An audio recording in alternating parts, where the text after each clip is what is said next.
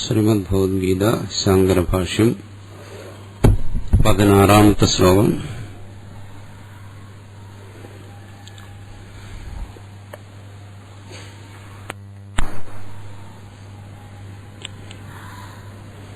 ഇവിടെ 15-ാമത്തെ ശ്ലോകത്തിൽ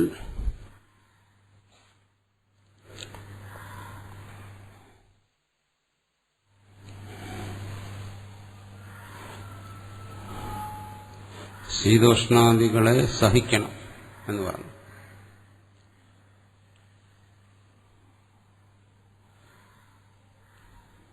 എന്തുകൊണ്ട്? അതിന് ഉള്ളൊരു സമാധാനമായിട്ടാണ് അടുത്ത് പറയുന്നത്. ഇതൊന്നും വാസ്തവത്തിൽ ഉള്ളതല്ല, അസത്താണ്, കൽപ്പിതമാണ്. അസത്ത് എന്ന് പറഞ്ഞാൽ കൽപ്പിതം എന്ന് പറയും. ഇത് കൽപ്പിതമാണ് എന്നുള്ളതിന് ഭാഷ്യകാരൻ കാരണം പറഞ്ഞ എന്താണ്? വികാരമാണ്, കാര്യമാണ്. കാര്യമായിരിക്കുന്ന സർവവസ്തുക്കളും ചിന്തിച്ചു നോക്കുമ്പോൾ അത് നശിക്കുന്ന വസ്തുവാണ്, മുമ്പും പിമ്പും നിലനിൽക്കാത്തതാണ്, അസത്താണ്. അതിന്റെ കാരണത്തിൽ നിന്നും അത് വേറിട്ട് നിലനിൽക്കുന്നില്ല എന്ന് പറഞ്ഞു. കാര്യം സർവവും അസത്താണെങ്കിൽ ശൂന്യവാദം എന്ന് പറയുന്ന ഒരു ദോഷം വരും. സർവാഭാവ പ്രസംഗം അതാണ്. ശൂന്യം അല്ലെങ്കിൽ സർവാഭാവം അദ്വൈതിക്ക് സ്വീകാര്യമല്ല. അതുകൊണ്ട് അസത്വത്തെ, അദ്വൈതി പറയുന്ന പ്രപഞ്ച അസത്വം,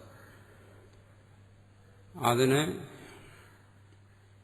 ഭാഷ്യകാരൻ ഇവിടെ വിശദീകരിക്കുകയാണ്. സർവത്ര ബുദ്ധിദ്വയോ ഉപലബ്ധേഹി സദ്ബുദ്ധി അസദ്ബുദ്ധിരിതി. പ്രപഞ്ചം അസത്താണ് എന്ന് യുക്തി കൊണ്ട് സമർത്ഥിക്കുന്ന ഒരു ഭാഗമാണത്. ഈ പ്രപഞ്ചത്തിന്റെ ഒരു ഘടകത്തെ എടുത്ത് ചിന്തിക്കുകയാണ്, എങ്ങനെ ഈ പ്രപഞ്ചം അസത്താകുന്നു. അപ്പോൾ പ്രപഞ്ചം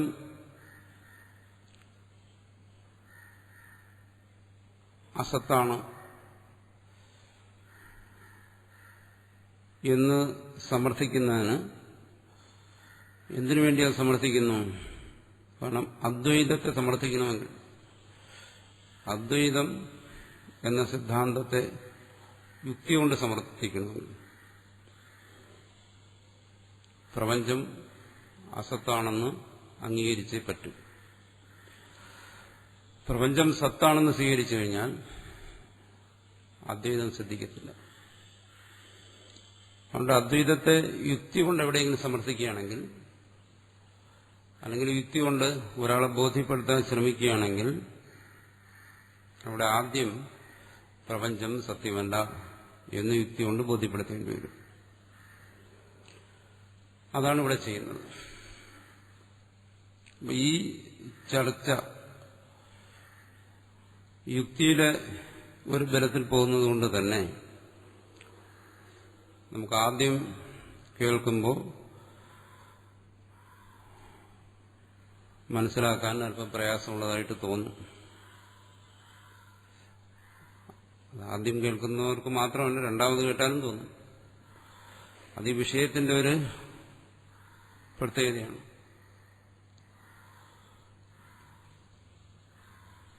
കാരണം അവിടെ ആചാര്യസ്വാമികളുടെ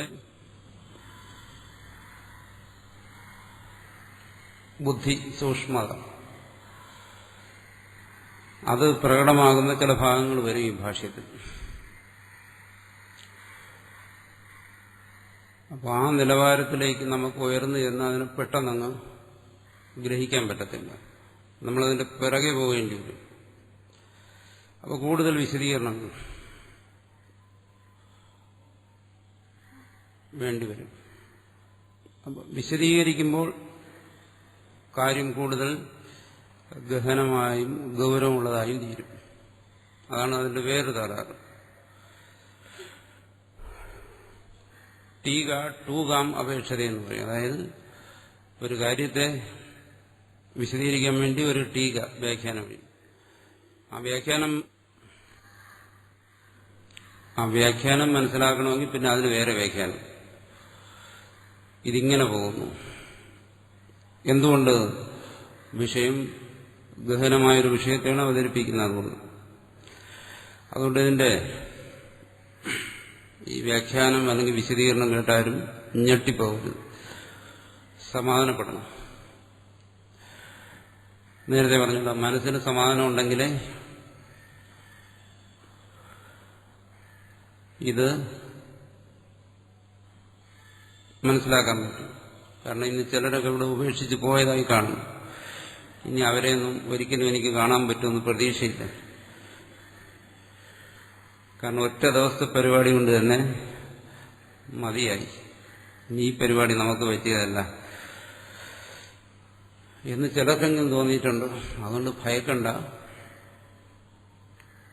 ഇത് അല്പം ശ്രദ്ധിച്ചാൽ മനസ്സിലാവും. കാരണം ഇത് മനസ്സിലാക്കണം എന്നുള്ള വാശിയോടുകൂടിയാണ് ഞാനിത് വിശദീകരിക്കുന്നത്.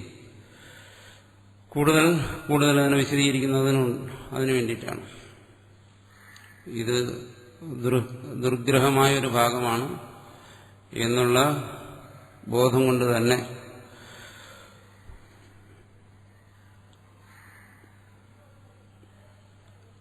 ഈ ഭാഗം പലതവണ എനിക്ക് ചർച്ച ചെയ്യേണ്ടി വന്നിട്ടുണ്ട്. പക്ഷെ ഇത്രയും വിശദമായി ഇതുവരെ ചർച്ച ചെയ്യേണ്ടി വന്നിട്ടില്ല. കാരണം എനിക്ക് തന്നെ ബോധ്യപ്പെടുന്നില്ല ഇത് കേട്ടുകൊണ്ടിരിക്കുന്നവരിത് മനസ്സിലാക്കുന്നില്ലയോ, എനിക്കതിനൊരു വിശ്വാസം വരുന്നില്ല.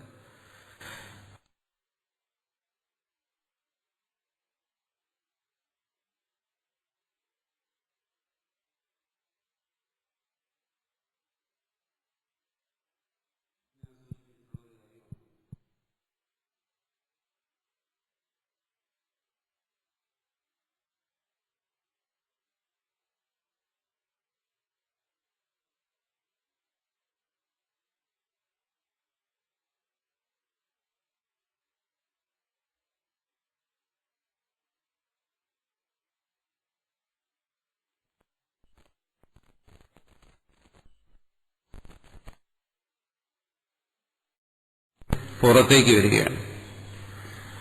നമ്മൾ തന്നെ മറഞ്ഞിരിക്കുന്ന ബോധതലങ്ങളിൽ നിന്നും നമ്മുടെ തന്നെ വ്യക്തമായ ബോധതലത്തിലേക്ക് ആശയങ്ങൾ കടന്നു വരികയാണ് ചെയ്യുന്നത്. ബാക്കിയുള്ളതെല്ലാം, പുറമേയുള്ളതെല്ലാം വെറും നിമിത്തങ്ങൾ മാത്രം. അതിന് പ്രധാനമായി വേണ്ട മനസ്സിന്റെ ഉണർവാണ്. കാരണം ഇതിന്റെ എല്ലാം സംസ്കാരം നമ്മുടെ ഉള്ളിൽ ഇരിപ്പുണ്ട്. അതുകൊണ്ടാണ് നമുക്കിപ്പോൾ വീണ്ടും ഇത് ഒരിക്കൽ കൂടി ഇത് നമുക്കത് കേൾക്കാൻ അവസരം ലഭിക്കും. നമ്മളിത് ആദ്യം കേൾക്കുന്നതല്ല, ഒരിക്കലും ആകാൻ വഴിയില്ല. കാരണം ആദ്യം കേൾക്കേണ്ടത് ഇതിനു മുമ്പ് പലതുമുണ്ട്. അപ്പോൾ അതെല്ലാം നമ്മൾ കേട്ട ആ സംസ്കാരത്തോടു കൂടിയാണ് തീർച്ചയായിട്ടും ഇത്. അങ്ങനെ ഒരു വിശ്വാസമെങ്കിലും കുറഞ്ഞ പക്ഷം നമ്മുടെ മനസ്സിൽ വേണം. ഉണ്ടെങ്കിൽ ഇത് സൂക്ഷ്മമായ ഒരു വിഷയമാണ്. അത് നമുക്ക് പക്ഷെ ഇതിനെ വെറും ലാഘവബുദ്ധിയോടുകൂടി സാധാരണ വ്യാഖ്യാതാക്കൾ ചെയ്യുന്ന പോലെ നിസ്സാരമായി കാണാനും പാടില്ല. അതുകൊണ്ട് അതാണ് പറഞ്ഞത്, ബുദ്ധിക്കൊരു ഉണർവ്, മനസ്സിനൊരു ഉണർവ് ഇതിനാവശ്യമാണെന്ന് പറഞ്ഞു. കാരണം ഇന്നലെ എന്നോടൊരാൾ ചോദിച്ചതിന്റെ മലയാളം വ്യാഖ്യാനം എങ്ങനെയുണ്ട്. അപ്പോൾ ഒരു അഭിപ്രായം പറയണമെങ്കിൽ അത് വായിച്ചു നോക്കണമല്ലോ. അപ്പം ഞാൻ ഇന്നലെ ഇവിടെ നിന്ന് പോയതിനു ശേഷം മലയാളം വ്യാഖ്യാനം എടുത്ത് കാര്യമായിട്ട് ഇതിനൊന്ന് പഠിച്ച് അപ്പോഴാണ് മനസ്സിലായത് ഇതിന്റെ വ്യാഖ്യാനത്തിൽ എല്ലാം തലതിരിഞ്ഞുപോയി. എന്നുവെച്ചാൽ ഇവിടെ നമ്മളെ ഈ ചർച്ച കേൾക്കുന്ന ഒരാള് അതേസമയം മലയാള വ്യാഖ്യാനം കൂടെ നോക്കുകയാണെങ്കിൽ ആകെ ആശയക്കുഴപ്പത്തിലാവും. ഒന്നുകിൽ ഇത് മനസ്സിലാകും അല്ലെങ്കിൽ അത് മനസ്സിലാകും. രണ്ടും കൂടി മനസ്സിലാക്കാൻ ഒക്കത്തില്ല. കാരണം രണ്ടിടത്ത് രണ്ട് കാര്യമാണ് പറഞ്ഞിരിക്കുന്നത്. അതുകൊണ്ട് നമ്മുടെ ഇതിന്റെ ചർച്ച കഴിയുന്നത് വരെ ആരും ദയവ് ചെയ്ത് മലയാളം വായിക്കരുത്. സംസ്കൃതം അറിയാവുന്നവരുണ്ടെങ്കിൽ ഇതിന്റെ സംസ്കൃത വ്യാഖ്യാനങ്ങളുണ്ട്, അത് വായിക്കും. അവിടെ കാര്യങ്ങൾ വളരെ വ്യക്തമാണ്. പക്ഷെ മലയാളത്തിൽ വ്യാഖ്യാനിച്ചിടത്ത് തലതിരിഞ്ഞു പോയി കാര്യങ്ങൾ. അതുകൊണ്ട് അതും ഇതും കൂടി നോക്കരുത്. എളുപ്പത്തിന് വേണ്ടി അത് സഹായകമാണെന്ന് വിചാരിക്കരുത്, പ്രത്യേകിച്ച് ഈ ഭാഗം. കാരണം വ്യാഖ്യാതാക്കൾ പലപ്പോഴും വളരെ ലാഘവത്തോടുകൂടി വേണ്ടത്ര ചിന്തിക്കാതെ മറ്റു ഭാഗങ്ങൾ തർജ്ജിമ ചെയ്യുന്ന പോലെ വെറുതെ തർജ്ജിമ ചെയ്തു വയ്ക്കും. വലിയ ആശയക്കുഴപ്പം വരും. അത് വരരുത്. അതുകൊണ്ട് ഇതങ്ങനെ ആരെങ്കിലും മലയാളം വായിച്ചിട്ടുള്ളവർ ഇവിടെ ഉണ്ടെങ്കിൽ അതൊന്നുകൂടി കറക്റ്റ് ചെയ്യാൻ വേണ്ടി ആ ഭാഗത്തു നിന്ന് ഞാൻ ഒരിക്കൽ കൂടി തുടങ്ങാം. യദ്വിഷയ ബുദ്ധി ന വ്യഭിചരതി തത്സത്. ഏതൊരു വിഷയത്തെക്കുറിച്ചുള്ള അറിവാണോ മാറാതിരിക്കുന്നത് ആ വിഷയം സത്താണ്, സത്യമാണ്. ഇതാണ് ഇവിടെ ഭാഷ്യത്തിൽ പറഞ്ഞിരിക്കുന്നത്. പക്ഷെ മലയാള വ്യാഖ്യാനത്തിൽ പറഞ്ഞിരിക്കുന്നത് ഏതൊരു വിഷയത്തെക്കുറിച്ചുള്ള അറിവാണോ മാറാതിരിക്കുന്നത് ആ അറിവ് സത്യമാണ്. ഇങ്ങനെ ഇവിടെ മുതലേ തിരിഞ്ഞു, തുടർന്ന് വരുന്ന എല്ലാ ഭാഗങ്ങളിലും അങ്ങനെ തിരിഞ്ഞിരിക്കുകയാണ്. ഇവിടുത്തെ അർത്ഥം എന്താണ്? ഏതൊരു വിഷയത്തെക്കുറിച്ചുള്ള അറിവാണോ മാറാതിരിക്കുന്നത്, യത് വിഷയ, യത് എന്ന് പറയുന്ന ശബ്ദമാണ്. അത് കഴിഞ്ഞിട്ട് തത്, യത്ത് തത്ത്. പഴയ മലയാളത്തിൽ പറഞ്ഞ എല്ല് തല്ല്. ഇത് എപ്പോഴും ഒരു വസ്തുവിനെ കാണിക്കുന്നതായിരിക്കും, ഒരു വസ്തുവിനെ കുറിക്കുകയാണ്. യത്തെന്ന് പറയുന്ന ശബ്ദം കൊണ്ട് ഏതൊന്നിനെയാണോ പറയുന്നത്, ഇത് ഭാഷയുടെ ഒരു പ്രാഥമികമായ നിയമം അല്ലെങ്കിൽ ഒരു ബാലപാഠമാണ്. ഏതൊരു വിഷയത്തെക്കുറിച്ചുള്ള എന്ന് പറഞ്ഞു കഴിഞ്ഞ് പിന്നീട് തത്തെന്ന് പറയുമ്പോൾ അതിനെയായിരിക്കും ഇവിടെ പരാമർശിക്കുന്നത്.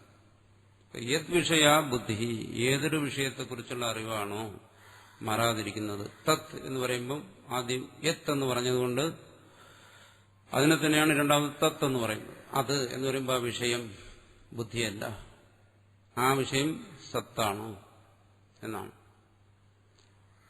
ഇതിനെ വേറെ തരത്തിൽ പറയും അനുവൃത്തി വ്യാവൃത്തി എന്നും പറയും.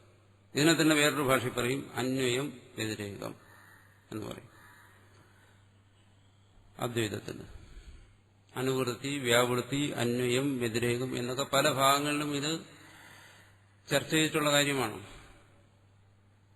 അനുവർത്തിക്കുന്നത്, അനുസ്യൂതമായിരിക്കുന്ന അത് ഒന്ന്, അത് സത്യമാണ്. വ്യാവർത്തിക്കുന്നത്, മാറിപ്പോകുന്നത്, അത് അസത്യമാണ്. തുടർച്ചയായിരിക്കുന്ന ഒന്ന് സത്യമാണ്, മാറിപ്പോകുന്ന ഒന്ന് അസത്യമാണ്. ആ തുടർച്ചയായിരിക്കുന്ന എന്നുള്ളതിനെ കാണിക്കാൻ വേണ്ടി അനുവൃത്തി അല്ലെങ്കിൽ അന്വയം എന്ന് പറയും. മാറിപ്പോകുന്നത് എന്നുള്ളതിനെ കാണിക്കാൻ വേണ്ടി വ്യാവൃത്തി അല്ലെങ്കിൽ വ്യതിരേകം എന്ന് പറയും. അത് തർക്കശാസ്ത്രത്തിൽ നമ്മൾ പഠിക്കുന്ന അന്വയും വ്യതിരേകമല്ല ഇവിടെ പറയുന്നത്. ഇത് അദ്വൈതത്തിലെ അന്വയും വ്യതിരേകമാണ്. രണ്ടാണ്. ഇവിടെ പറയുന്നത് നമ്മൾ ഇന്നലെ ചർച്ച ചെയ്തല്ലോ, യത് വിഷയ ബുദ്ധി. ഒരു വിഷയത്തെ നമ്മൾ അറിയുമ്പോൾ നമ്മളെ അറിവ് ആ വിഷയത്തെ ഉൾക്കൊള്ളുന്നു, അല്ലെങ്കിൽ അറിവിൽ ആ വിഷയം നിൽക്കുന്നു. അതാ സംഭവിക്കുന്നത്. ഇവിടെ പറയും ആ വിഷയം അറിവിന്റെ വ്യഞ്ജകമാണെന്ന് പറയും, അറിവിനെ വ്യഞ്ജിപ്പിക്കുന്നത്. അത്തരത്തിലുള്ള ഒരു അറിവ് പ്രകടമാകുന്നതിന് വ്യഞ്ജകമായിട്ട്, അറിവിനെ വ്യഞ്ജിപ്പിക്കുന്നതായിട്ട് ആ വിഷയം നിൽക്കും. ഇവിടെ ഉദാഹരണത്തിന് പറഞ്ഞു സൻഘട, സൻപട, സൻബാല. സർവവിഷയങ്ങളിലും സർവവിഷയങ്ങളെയും നമ്മൾ അറിയുമ്പോൾ, വിഷയങ്ങളെന്ന് പറയുമ്പോൾ വസ്തുക്കൾ, സർവവസ്തുക്കളെയും നമ്മൾ അറിയുമ്പോൾ നമ്മുടെ ആ അറിവ്, ആ വസ്തുവിനെ കുറിച്ചുള്ള അറിവ് ഉണ്മയോടുകൂടി ചേർന്നിരിക്കുന്നു. അതാണ് ഇവിടെ പറയുന്നതിന്റെ താല്പര്യം. ഉണ്മയോടുകൂടി ചേർന്നിരിക്കുന്നു ആ അറിവ്. ഇവിടെ ഭാഷ്യകാരൻ പറയുന്ന രീതിയിൽ ഏതൊരു വസ്തുവിനെ നമ്മൾ അറിഞ്ഞാലും എന്തോ ആയിക്കൊള്ളട്ടെ, അറിയുമ്പോൾ ആ അറിവിന് രണ്ട് വിഷയങ്ങൾ വരുന്നു. ഒന്ന് ആ ഉണ്മ, മറ്റൊന്ന് ആ വസ്തു. ഉണ്മയും വസ്തുവും, ഇതാണ് മനസ്സിൽ ധരിച്ചു വയ്ക്കേണ്ട കാര്യം. അറിവ് നമ്മുടെ ഉള്ളിൽ ഉണ്ടാകുമ്പോൾ, അറിവുള്ളിലാണ് ഉണ്ടാകുന്നത്, വിഷയങ്ങളെയെല്ലാം ബാഹ്യമായി കാണുന്നു, നമ്മൾ അനുഭവപ്പെടുന്ന ബാഹ്യമായിട്ട്. ബാഹ്യമായി കാണുന്ന ആ വിഷയത്തിൽ രണ്ടംശം ഉണ്ടായിരിക്കും. ഒന്ന് ആ വിഷയാംശം, മറ്റൊന്ന് സദംശം. അതായത് ഏതറിവിലും നമ്മൾ സത്യത്തെയും മിഥ്യയെയും, അല്ലെങ്കിൽ സത്യത്തെയും അസത്യത്തെയും, അല്ലെങ്കിൽ സത്യത്തെയും കൽപ്പിതമായ വസ്തുവിനെയും, നമ്മുടെ മനസ്സ് തന്നെ കൽപ്പിക്കുന്ന ആ വസ്തുവിനെയും ചേർത്താണ് അറിയുന്നത്. ഏതറിവുണ്ടായാലും ഒന്ന് വെറും കൽപ്പിതം, മനസ്സ് സൃഷ്ടിക്കുന്നതാണ് ആ മറ്റേ വസ്തു. അതാണ് അതിനെ കൽപ്പിതം എന്ന് പറയുന്നത്, അസത്ത് എന്ന് പറയുന്നത്. ബാഹ്യമായി വസ്തുവിൽ ബാഹ്യത, അത് ഞാൻ കഴിഞ്ഞ ദിവസം പറഞ്ഞു, ദേശകാലങ്ങളെ ആരോപിച്ച് ബാഹ്യത, അത് പുറമെയാണെന്ന് മനസ്സ് കൽപ്പിക്കുകയാണ്. നമ്മൾ പറയും സാധാരണ, എന്റെ ഉള്ളിൽ അറിവുണ്ടായി എന്ന് പറയും. വാസ്തവത്തിൽ ഈ അറിവിന് ഉള്ളും പുറവും അങ്ങനെ ഒന്നില്ല. ഉള്ളും പുറവും എന്ന് പറയുന്നത് ശരീരത്തിനാണ്. ഈ ശരീരത്തിന് ഉള്ളുണ്ട്. ശരീരത്തിന്റെ ഉള്ളിൽ ഹൃദയമുണ്ട്, അസ്ഥിയുണ്ട്, മജ്ജയുണ്ട്, മാംസമുണ്ട്, ഇങ്ങനെ പല വസ്തുക്കളുണ്ട്. ശരീരത്തിന് പുറത്ത് ബാഹ്യമായ വസ്തുക്കളുണ്ട്, കല്ലും മണ്ണും മരവും എല്ലാം ഉണ്ട്. പക്ഷെ അറിവിൽ വാസ്തവത്തിൽ എന്താണ്? അങ്ങനെ അറിവൊരു ദേശത്തിന്റെ ഉള്ളിലോ അറിവ് ഒരു ദേശത്തിന്റെ പുറമോ, അങ്ങനെ ഉള്ളും പുറവും ഈ അറിവിനില്ല. എന്തുകൊണ്ട്? അത് വ്യാപകമായിരിക്കുന്നു. നമ്മളിവിടെ ഇരുന്നുകൊണ്ട് സൂര്യനെ അറിയുന്നു, ആകാശത്തെ അറിയുന്നു. ആകാശത്തെ അറിവ് ഉൾക്കൊള്ളുന്നുണ്ട്. ആകാശത്തിൽ എവിടെയാണ് ഉള്ളും പുറവും? ആകാശത്തിന്റെ ഉള്ളും പുറവും നമുക്കറിയാൻ പറ്റുമോ? പറ്റുന്നില്ല. ആകാശത്തെയും അറിയുന്നതാണ് അറിവ്. ആ അറിവും അതുപോലെയാണ്, അതിന് ഉള്ളും പുറവുമില്ല. മറിച്ച് വേറെ രീതി വേണമെങ്കിൽ പറയാം, അത് സർവത്തെയും ഉള്ളിലാക്കുന്നു, സർവത്തെയും അത് ആ അറിവിൽ അന്തർഭവിപ്പിക്കുന്നു. ഇതാണ് വേറെ ഭാഗത്ത് പറയുന്നത്, വിശ്വം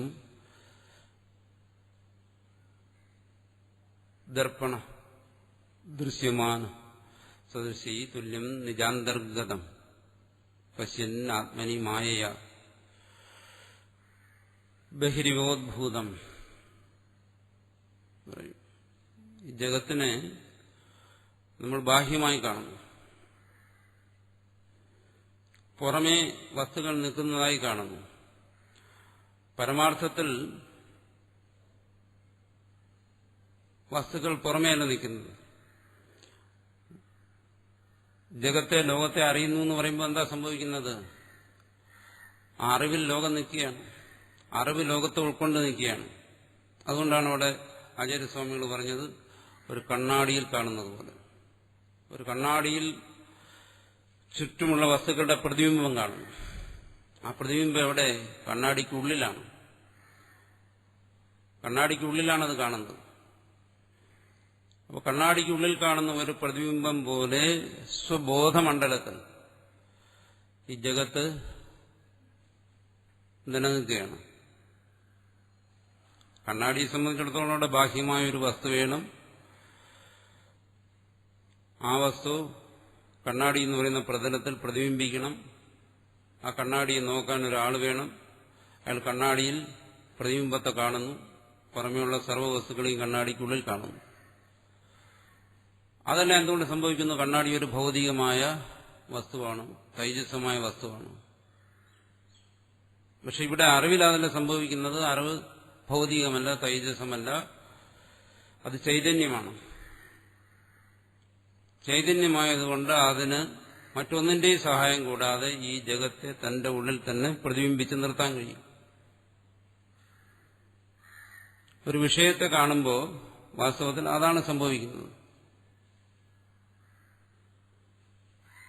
അങ്ങനെയുള്ളൊരു വിഷയ അനുഭവത്തെ ഇവിടെ വിശകലനം ചെയ്യുകയാണ്. യദ് വിഷയ ബുദ്ധി. നമ്മൾ ഏതെങ്കിലും ഒരു ചെറിയ വസ്തുവിനെ അറിയുന്നു, അറിവ് അതിനെ ഉൾക്കൊള്ളുന്നു.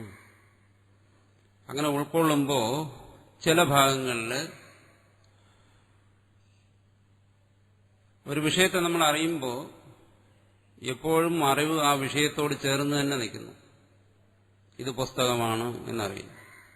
ഈ അറിവ് പുസ്തകത്തിനോട് ചേർന്ന് നിൽക്കുന്നു, അല്ലെങ്കിൽ പുസ്തകം അറിവിനോട് ചേർന്ന് നിൽക്കുന്നു ഇതിനറിഞ്ഞുകൊണ്ടിരിക്കുമ്പോൾ. പക്ഷെ അടുത്ത നിമിഷം വേറൊരു വസ്തുവിനെ അറിയുമ്പോൾ എന്ത് ചെയ്യുന്നു? ഈ വിഷയം അറിവിൽ നിന്നും മാറിപ്പോകുന്നു. അവിടെ വിഷയം മാറിപ്പോകുന്നു. അറിവ് നിലനിൽക്കുന്നുവെങ്കിലും അറിവിന് പുതിയൊരു വിഷയം കൈവരുന്നു. അതാണ് ഇവിടെ പറയുന്നത്.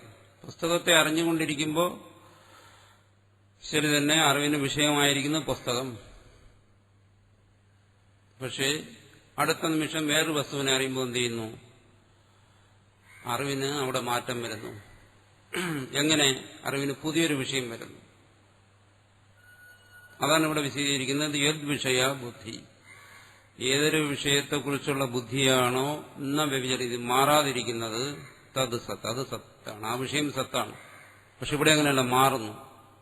പുസ്തകത്തെ അറിഞ്ഞുകൊണ്ടിരിക്കുന്നു, അടുത്ത നിമിഷം ഞാൻ മേശയെ അറിയുന്നു. അപ്പോൾ അറിവിന്റെ വിഷയം മാറി. വിഷയം മാറിയതുകൊണ്ടെന്താണ്? യദ് വിഷയ ബുദ്ധി വ്യഭിചരതി തദസത്.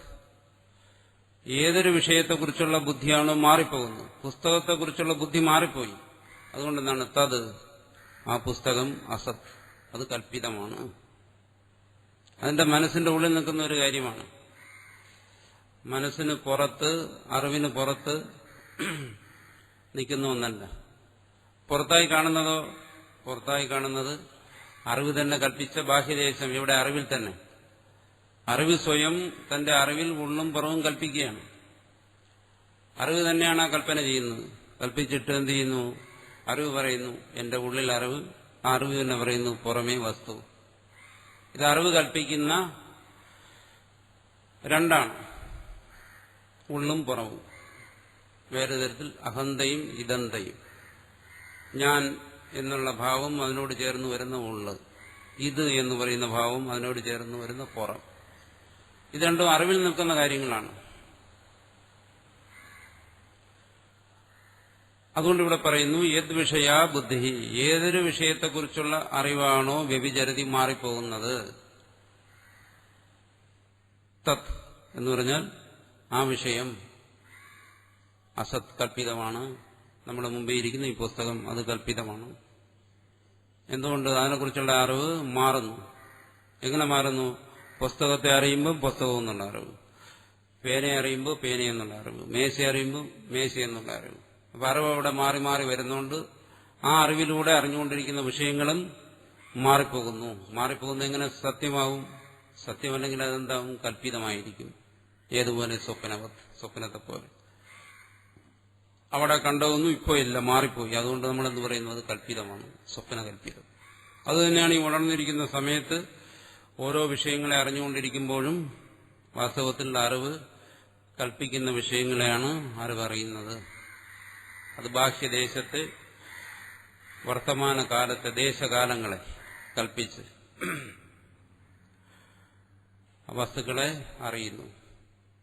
പ്രതിക്ഷണം അറിവ് മാറിക്കൊണ്ടിരിക്കുന്നു, വസ്തുക്കളും മാറുന്നു. അതുകൊണ്ട് അറിഞ്ഞുകൊണ്ടിരിക്കുന്ന സർവ്വ വസ്തുക്കളും കൽപ്പിതമാണ്. ഇതി സദസദ് വിഭാഗേ ബുദ്ധിതന്ത്രേ സ്ഥിതേ. ഇങ്ങനെ സത് അസത് വിഭാഗം, സത്ത് അസത്ത്, സത്യം കൽപ്പിതം എന്നുള്ള വിഭാഗം, ഈ വേർതിരിവ് ബുദ്ധിതന്ത്രേ, ബുദ്ധിക്ക് അധീനമാണ്, അറിവിനധീനമാണ്. സ്ഥിതേ എന്നിരിക്കെ എന്നർത്ഥം. ഇത് അറിവിന് അധീനമാണത് എന്ന് പറയുമ്പോൾ വസ്തുവിന് അധീനമല്ല എന്നർത്ഥം. അറിവ് തന്നെയാണ്. അതാണ് ഞാൻ നേരത്തെ പറഞ്ഞത്.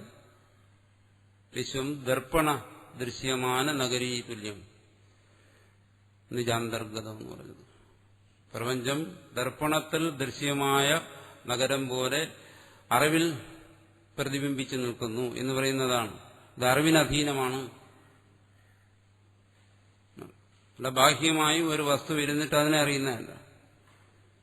അപ്പോൾ പെട്ടെന്ന് ആൾക്കാർ ചോദിക്കും, ഇത്ര സ്ഥൂലമായ മാനങ്ങളെല്ലാം ഉള്ള നീളം, വീതി, ഘനം തുടങ്ങിയുള്ള ഒരു വസ്തു നമ്മുടെ അറിവിന്റെ ഉള്ളിലെങ്ങനെ, അതെങ്ങനെ സംഭവിക്കും? അങ്ങനെ ചോദിക്കുന്നത് എന്തുകൊണ്ട്? അറിവിനെയും സംബന്ധിച്ച് നമ്മൾ അതും ഒരു വസ്തുവായി, ഒരു പദാർത്ഥമായി, ബാഹ്യമായ നമ്മൾ കാണുന്ന ഈ സ്ഥൂലമായ പദാർത്ഥം പോലെ ഒരു പദാർത്ഥമാണെന്ന് കൽപ്പിക്കുന്നതുകൊണ്ടാണ്. അതുകൊണ്ട് നമ്മൾ വിചാരിക്കുന്നത് എന്താണ്? അങ്ങനെ ഒരു പദാർത്ഥത്തിന് മറ്റൊരു പദാർത്ഥത്തിന് ഇരിക്കാൻ പറ്റത്തില്ല എന്നാണ്. കാരണം വസ്തുക്കളെല്ലാം ദേശപരിച്ഛിന്നമാണ്. ഒരു വസ്തു ഇരിക്കുന്നിടത്ത് ആ കാലത്തിൽ വേറൊരു വസ്തുവിന് ഇരിക്കാൻ പറ്റത്തില്ല. പുസ്തകം ഇരിക്കുന്നിടത്ത് പുസ്തകത്തിന് ഇരിക്കാൻ പറ്റും. അതുപോലെ അറിവും ഒരു പദാർത്ഥമാണ്, അതിൽ മറ്റൊരു പദാർത്ഥത്തിന് ഇരിക്കാൻ കഴിയില്ല എന്ന് നമ്മൾ ധരിക്കുന്നതുകൊണ്ടാണ് അങ്ങനെ സംശയിക്കുന്നത്. അറിവൊരു പദാർത്ഥമല്ല. അറിവ് ബാഹ്യ വസ്തുക്കളെ പോലെ ഒരു വസ്തുവല്ല. എങ്ങനെ? നീളം, വീതി, ഘനം എല്ലാം ഉള്ള ഒരു പദാർത്ഥമല്ല. മറിച്ച് എന്താണ്? അത് തേജസ് പോലെ ഒരു പ്രകാശമാണ്.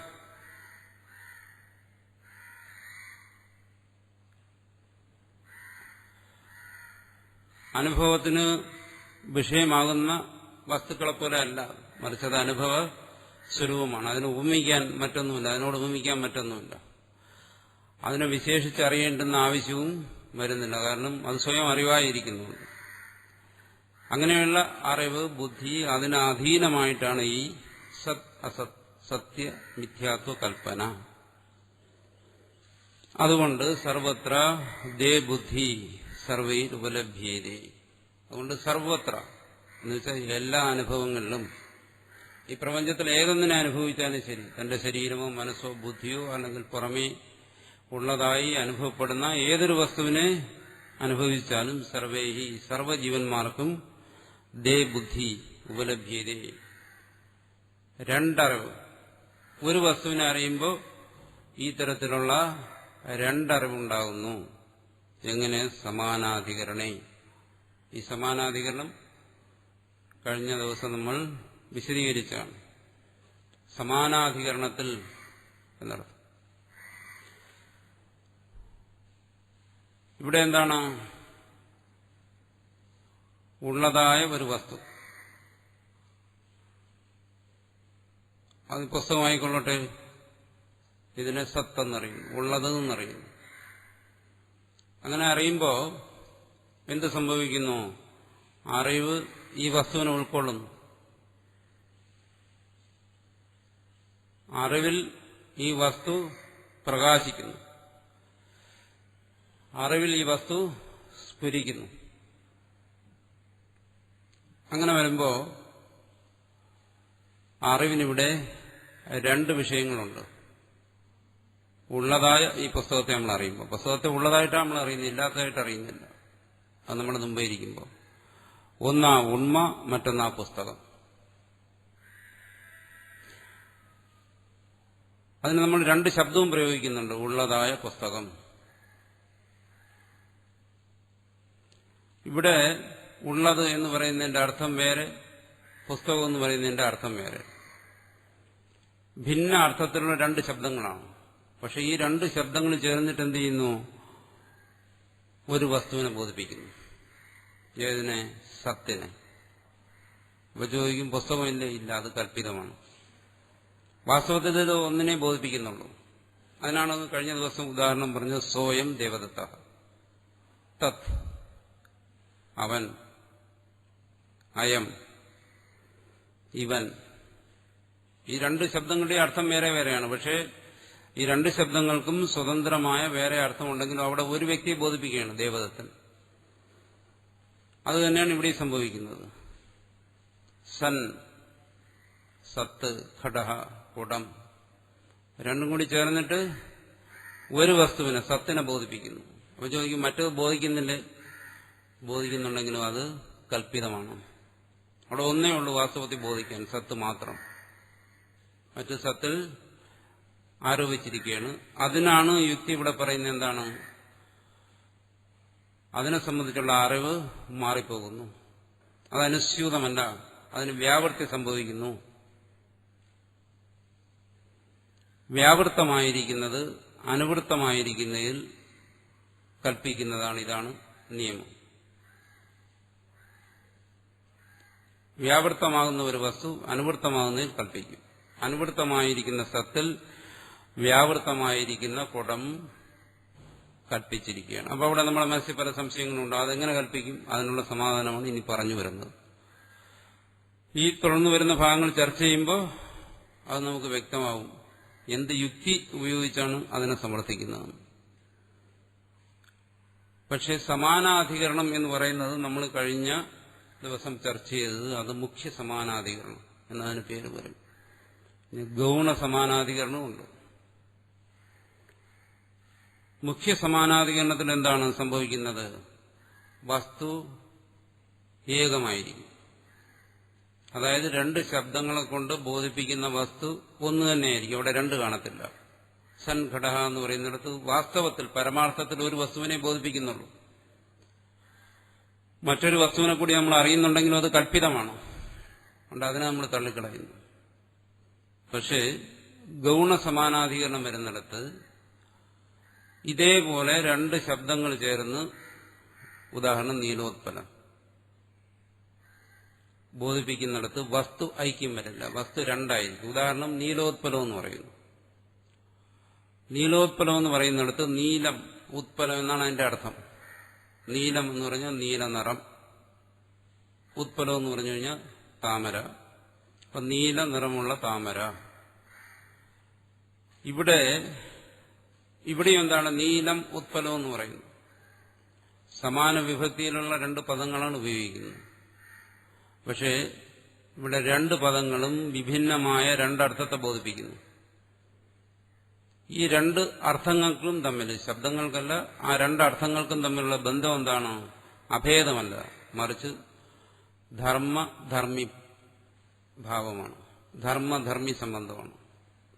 ഉത്പലം എന്ന് പറയുന്ന ഒരു വസ്തുവിൽ നീലം എന്ന് പറയുന്ന ഒരു ധർമ്മം ഇരിക്കുകയാണ്. അതാണ് ഈ വാക്യം പറയുന്നത്. നീലം എന്ന് പറയുന്ന ഗുണം, ആ ധർമ്മം ഉത്പലം എന്ന് പറയുന്ന വസ്തുവിലിരിക്കുന്നു. ഒന്ന് മറ്റൊന്നിലിരിക്കുന്നു. ഏതിലാണോ ഇരിക്കുന്നത് അതിനെ ധർമ്മി എന്നും, ഏതാണോ ഇരിക്കുന്നത് അതിനെ ധർമ്മം എന്നും പറയും. നമ്മൾ ഗീതയിൽ പറയുന്ന ധർമ്മമല്ല ഇവിടെ ധർമ്മത്തിന് അർത്ഥ വ്യത്യാസമുണ്ട്. സ്വധർമ്മമല്ല ഇവിടെ ചർച്ച ചെയ്യുന്നു. നീലം എന്ന് പറയുന്നത് എന്താണ്? ഉത്പലത്തിന്റെ ഒരു ധർമ്മം.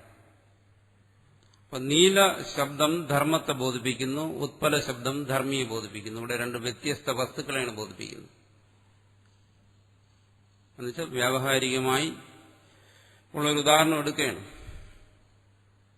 ആ ഉദാഹരണത്തിൽ നമ്മൾ വ്യാവഹാരികമായി ചർച്ച ചെയ്യുമ്പോൾ ഇവിടെ രണ്ട് ഭിന്ന വസ്തുക്കളെ ബോധിപ്പിക്കുകയാണ്. നീലം എന്ന് പറയുന്ന ധർമ്മത്തെയും ഉത്പലം എന്ന് പറയുന്ന ധർമ്മിയെയും.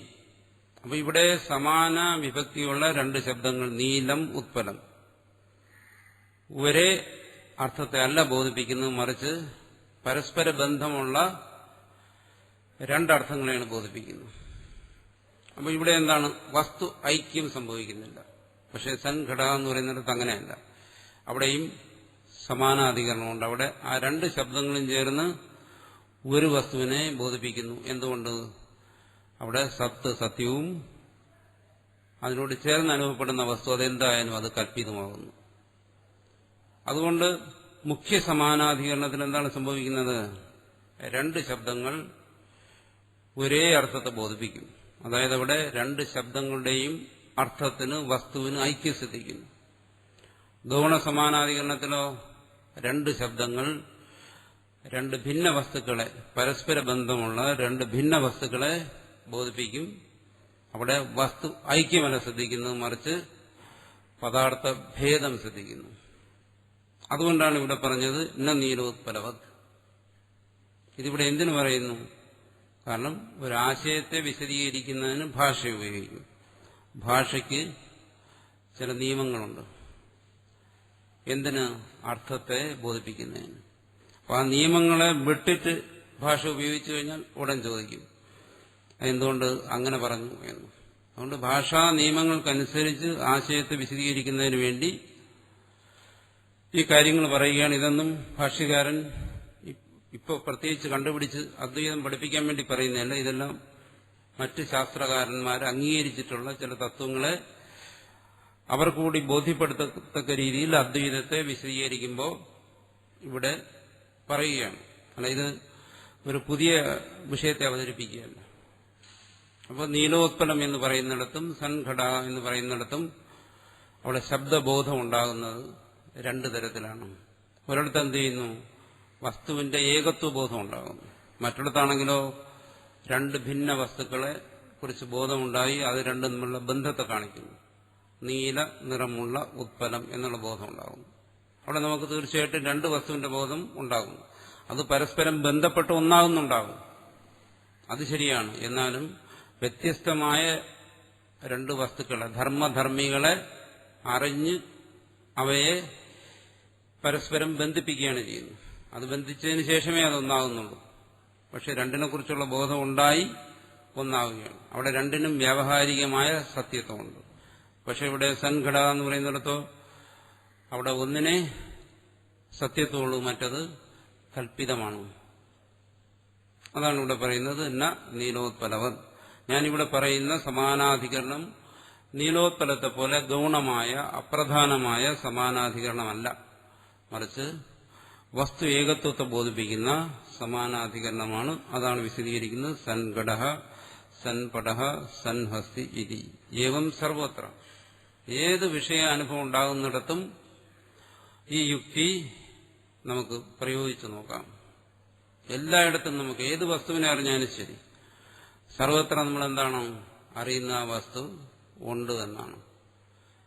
ഉണ്മ സർവ വിഷയ അനുഭവങ്ങളോടും കൽപ്പിത വസ്തുക്കളോടും ചേർന്ന് നിൽക്കുന്നു, ചേർന്ന് അനുഭവപ്പെടുന്നു. അപ്പോൾ ഉണ്മയെക്കുറിച്ചുള്ള അറിവിന് ഒരിടത്തും മാറ്റമില്ല. അതുകൊണ്ട് ആ ഉണ്മ സത്യമാണ്. ആ അറിവിന് വിഷയമായിരിക്കുന്ന ഉണ്മ സത്യമാണ്. മറിച്ച് ആ ഉണ്മയോട് ചേർന്നറിയുന്ന വസ്തു കൽപ്പിതമാണ് എന്നാണ്. അത് തന്നെ അടുത്ത് വിശദീകരിക്കുന്നു. തയോഹോ ബുദ്ധിയോഹോ ഘടാതി ബുദ്ധിർ വ്യഭിചരതി. ഈ പറഞ്ഞ രണ്ടറിവുകൾ സൻഘട സൻപട. ഇവിടെ രണ്ടറിവെന്ന് പറയുന്നത് എന്തുകൊണ്ട്? ഇവിടെ രണ്ട് ശബ്ദം പ്രയോഗിക്കുന്നു, രണ്ടർത്ഥത്തിലുള്ള രണ്ട് ശബ്ദം പ്രയോഗിക്കുന്നു. അപ്പോൾ ഒരു ശബ്ദത്തിന് ഒരറിവ്, രണ്ട് ശബ്ദത്തിന് രണ്ടറിവ് എന്നുള്ള രീതിയിലാണ് പറയുന്നത്. ആ രണ്ട് അറിവുകളിൽ എന്താണ്? തയോഹോ ബുദ്ധിയോഹോ. ആ രണ്ട് അറിവുകളിൽ ഘടാതി ബുദ്ധി വ്യഭിചരതി. കുടം, വസ്ത്രം, ആന തുടങ്ങിയവയെ വിഷയമാക്കുന്ന ബുദ്ധി. ഘടാതി ബുദ്ധി എന്ന് പറഞ്ഞാൽ എന്താണ്? ഇവയെല്ലാം വിഷയമാക്കുന്ന, അല്ലെങ്കിൽ ഇതിനെയെല്ലാം അറിയുന്നതായ ആ അറിവ് മാറിപ്പോകുന്നു. ആ അറിവ് മാറിപ്പോകുന്നത് എന്ത് വരുന്നു? ആ വസ്തു കൽപ്പിതമാണ്. അതാണ് അവിടെ പറയാൻ ഉദ്ദേശിക്കുന്നത്. അവിടെ വ്യക്തമായി പറഞ്ഞാൽ അവിടെ മനസ്സിലായിക്കോളും.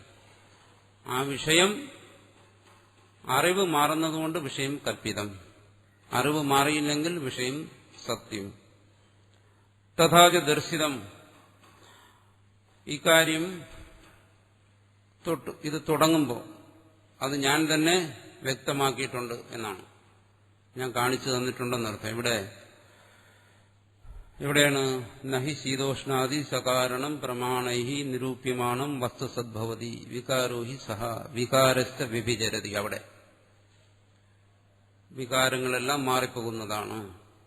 ആ ഭാഗത്തിത് വ്യക്തമാക്കിയിട്ടുണ്ടെന്നർത്ഥം. എന്താണ്? ഇതെല്ലാം കാര്യങ്ങളാണ്, അതെല്ലാം മാറിപ്പോകും. അതിന്റെ അറിവ് മാറുന്നു, വസ്തുവും മാറുന്നു എന്നർത്ഥം. നതു സദ്ബുദ്ധി. സദ്ബുദ്ധിക്ക് മാറ്റം ഉള്ളതായി കാണുന്നേയില്ല. അറിവുണ്ടോ? ഉണർന്നിരുന്ന് വിഷയങ്ങളെ അറിയുന്നുണ്ടോ? അവിടെ സദ്ബുദ്ധിയും ഉണ്ടായിരിക്കും. സർവവസ്തുക്കളെയും അസ്ഥി അസ്ഥി അസ്ഥി ഉണ്ട് ഉണ്ട് ഉണ്ട് എന്നിങ്ങനെ നമ്മൾ അറിഞ്ഞുകൊണ്ടേയിരിക്കുന്നു. തസ്മാത് ഘടാതിബുദ്ധി വിഷയോ അസത്. അതുകൊണ്ട് പറഞ്ഞ കാര്യത്തെ ഇവിടെ ഉപസംഹരിക്കുകയാണ്. അതുകൊണ്ട് ഘടാതിബുദ്ധി വിഷയോ, ഘടാതിബുദ്ധി, ഘടം എന്ന് തുടങ്ങിയ അറിവ്, അതിന്റെ വിഷയം, അതായത് ഇവിടെ പറയുന്ന കുടവും വസ്ത്രവും ആനയും മറ്റും അസത്, കൽപ്പിതമാണ്. എന്തുകൊണ്ട്? വ്യഭിചാര.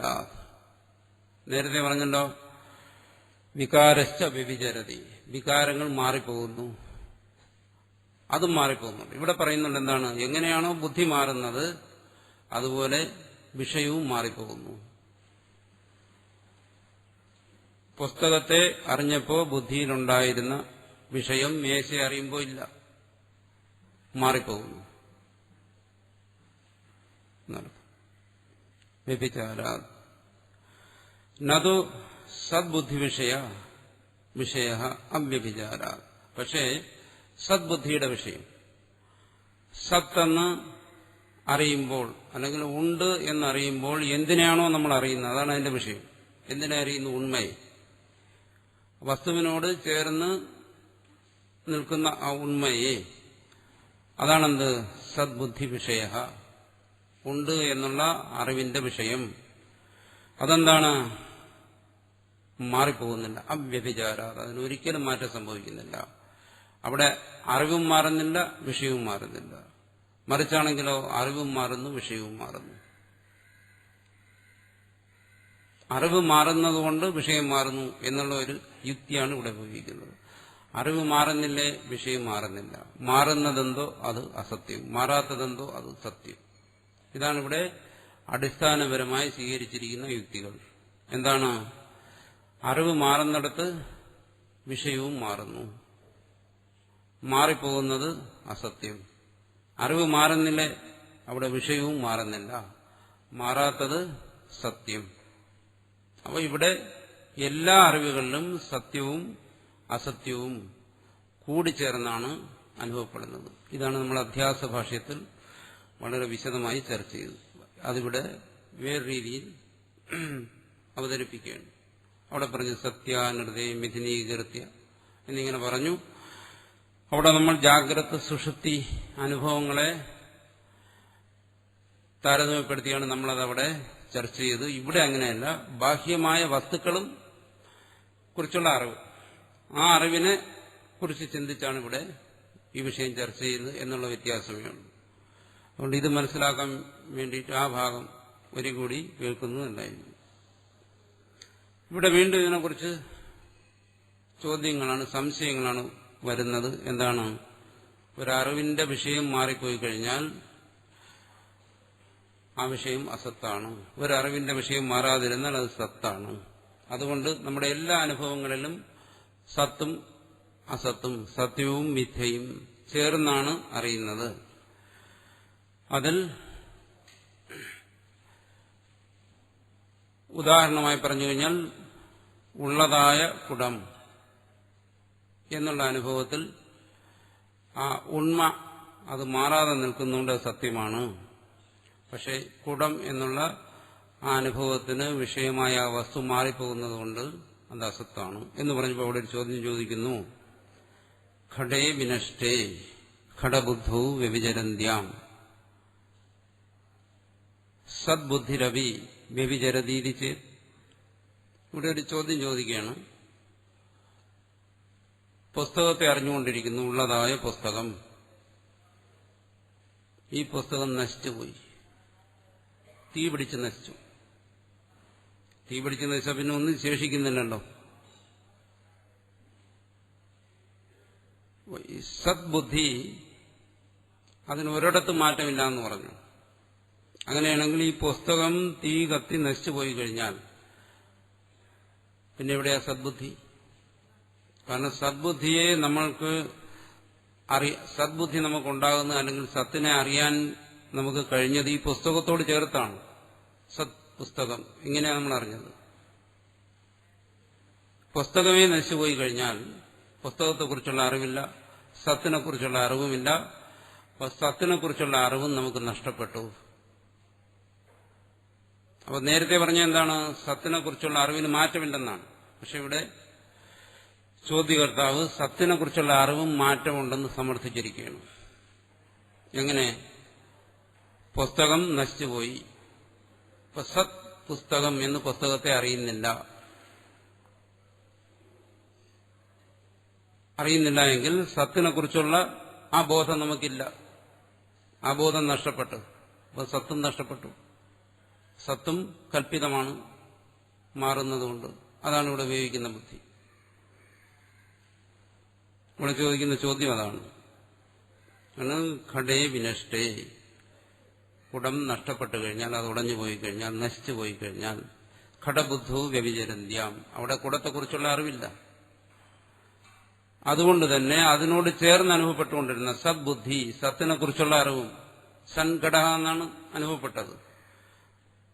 അപി വ്യഭിചരതി, ആ അറിവ് മാറിപ്പോകുന്നു.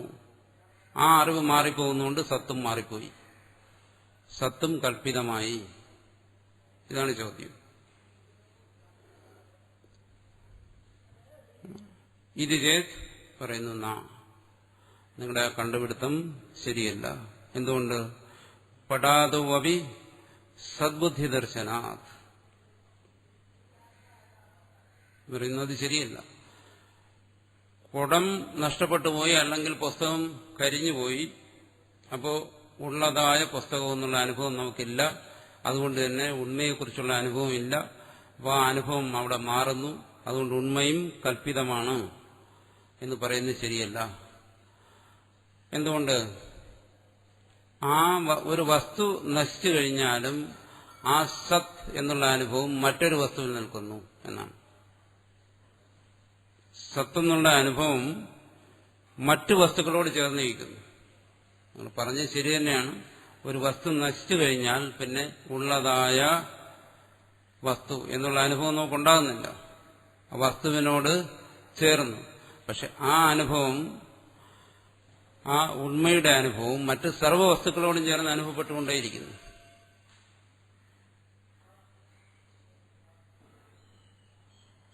പടാതവപി സദ്ബുദ്ധി ദർശന, ഘടത്തിൽ ആ സദ്ബുദ്ധി, ഘടാനുഭവത്തിൽ സത്ത് വിഷയമാകുന്നില്ലെങ്കിലും പടാനുഭവത്തിൽ വസ്ത്രത്തെ അറിയുന്നിടത്ത് അല്ലെങ്കിൽ മറ്റൊരു വസ്തുവിനെ അറിയുന്നിടത്ത് പടാതു എന്ന് പറഞ്ഞിരിക്കുന്നതാണ്. സദ്ബുദ്ധി, സത്ത് എന്നുള്ള ബോധമുണ്ട്. ആ ബോധത്തിന് വിഷയമായി സത്ത് അവിടെ പ്രകാശിക്കുന്നുണ്ട്. അതുകൊണ്ട് സത്ത് എങ്ങും പോയിട്ടില്ല, സത്ത് ഉണ്ട് എന്നാണ്. അപ്പോ ചോദ്യം ചോദിച്ചാൽ ഒന്നുകൂടി നിർബന്ധം പിടിക്കും, വാശി പിടിക്കും. എന്താണ്? മറ്റൊരു വസ്തുവിൽ സത്തെന്നുള്ള അനുഭവം ഉണ്ട്, അത് ഞങ്ങൾ അംഗീകരിക്കാം. പക്ഷെ ആ നശിച്ചുപോയ വസ്തുവിനോടുകൂടി ചേർന്നില്ലല്ലോ. അപ്പോൾ ഒരു സ്ഥലത്ത് ഏത് വസ്തുവാണ് ഇവിടെ നഷ്ടപ്പെട്ടത്, നശിച്ചത്, അതിനോട് ചേർന്ന് സത്തെന്നുള്ള അനുഭവം ഇല്ലല്ലോ. ഉള്ളതായ കുടം നശിച്ചു കഴിഞ്ഞാൽ, പുസ്തകം നശിച്ചു കഴിഞ്ഞാൽ പറയാൻ പറ്റും ഉള്ളതായ പുസ്തകം. അപ്പം ആ നശിച്ച വസ്തുവിനോട് ചേർന്ന് സത്തെന്നുള്ള അനുഭവം ഇല്ല. അതുകൊണ്ട് എന്തായാലും ഒരു സ്ഥലത്ത് ആ സത്തെന്നുള്ള അനുഭവം ഇല്ല. അതുകൊണ്ട് സത്തിനും മാറ്റമുണ്ട്.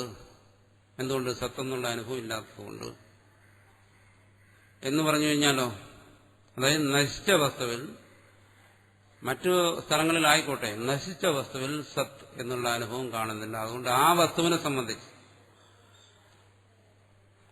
സത്തിന്റെ അനുഭവം ഇല്ല. അതുകൊണ്ട് സത്ത് സത്യമല്ല എന്ന് പറഞ്ഞാലോ, അതിന് സമാനം പറയുന്നു, വിശേഷണ വിഷയായവ സാ സദ്ബുദ്ധി അതോപി ന വിനശ്യതി. അത്രയും ഭാഗം നിങ്ങളുടെ പുസ്തകത്തിൽ കാണത്തില്ല, അത്ര കൂടിയുണ്ട് പാഠഭേദം. വിശേഷണ വിഷയായവ സാ സദ്ബുദ്ധി അതോപി ന വിനശ്യതി.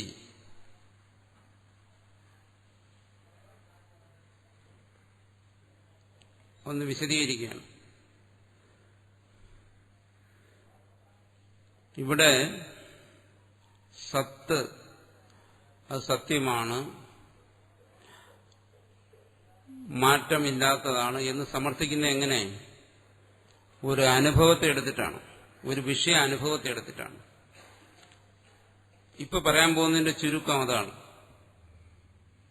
നമ്മുടെ മുന്നിൽ ഒരു അനുഭവത്തെ എടുത്തു വെച്ച് ആ അനുഭവത്തെ വിശകലനം ചെയ്തിട്ടാണ് ഒന്ന് അസത്യം ഒന്ന് സത്യം എന്ന് പറയുന്നത്.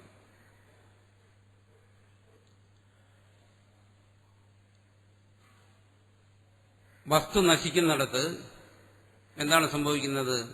നമുക്ക് അനുഭവമേ ഉണ്ടാകുന്നില്ല.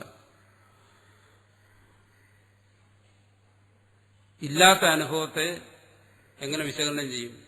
വിശകലനം ചെയ്യാൻ പറ്റത്തില്ല. അതാണ് ഈ പറയുന്നതിന്റെ താല്പര്യം.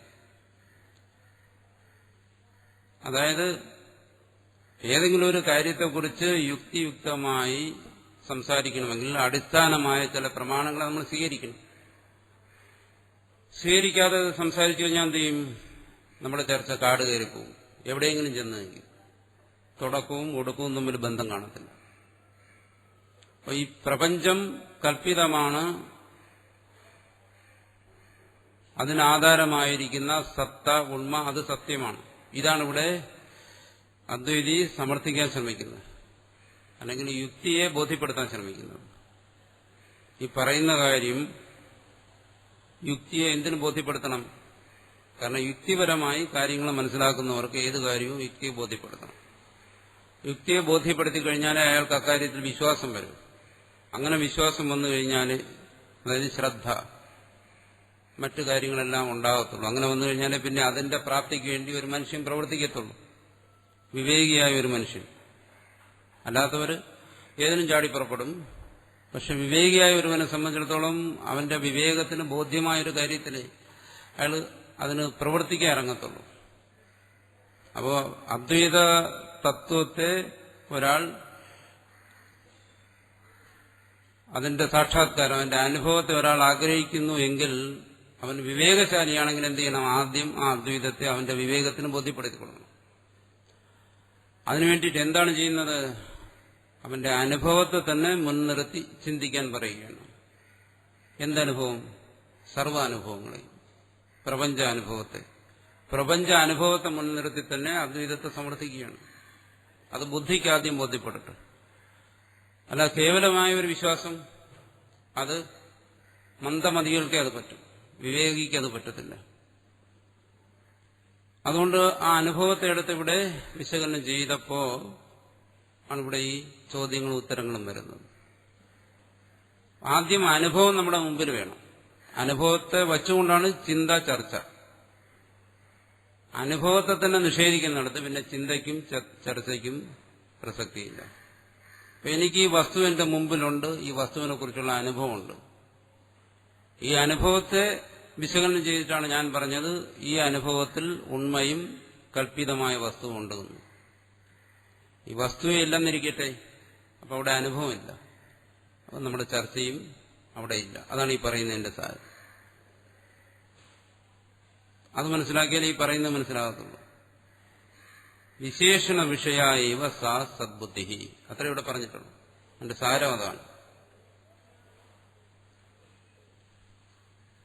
അതായത് ഒരു അനുഭവം, ഈ പറഞ്ഞ അനുഭവങ്ങളിലെല്ലാം സൻ ഘടഃ, സൻ പടഃ, സൻ ഹസ്തി, ഇതിങ്ങനെയാണ് പറയണമെന്നില്ല, തിരിച്ചും പറയാം. അങ്ങനെ ഘടഃ സൻ, പടഃ സൻ, ഹസ്തി സൻ, ശബ്ദത്തെ മുമ്പിലോ പിമ്പിലോ ഉപയോഗിക്കാം.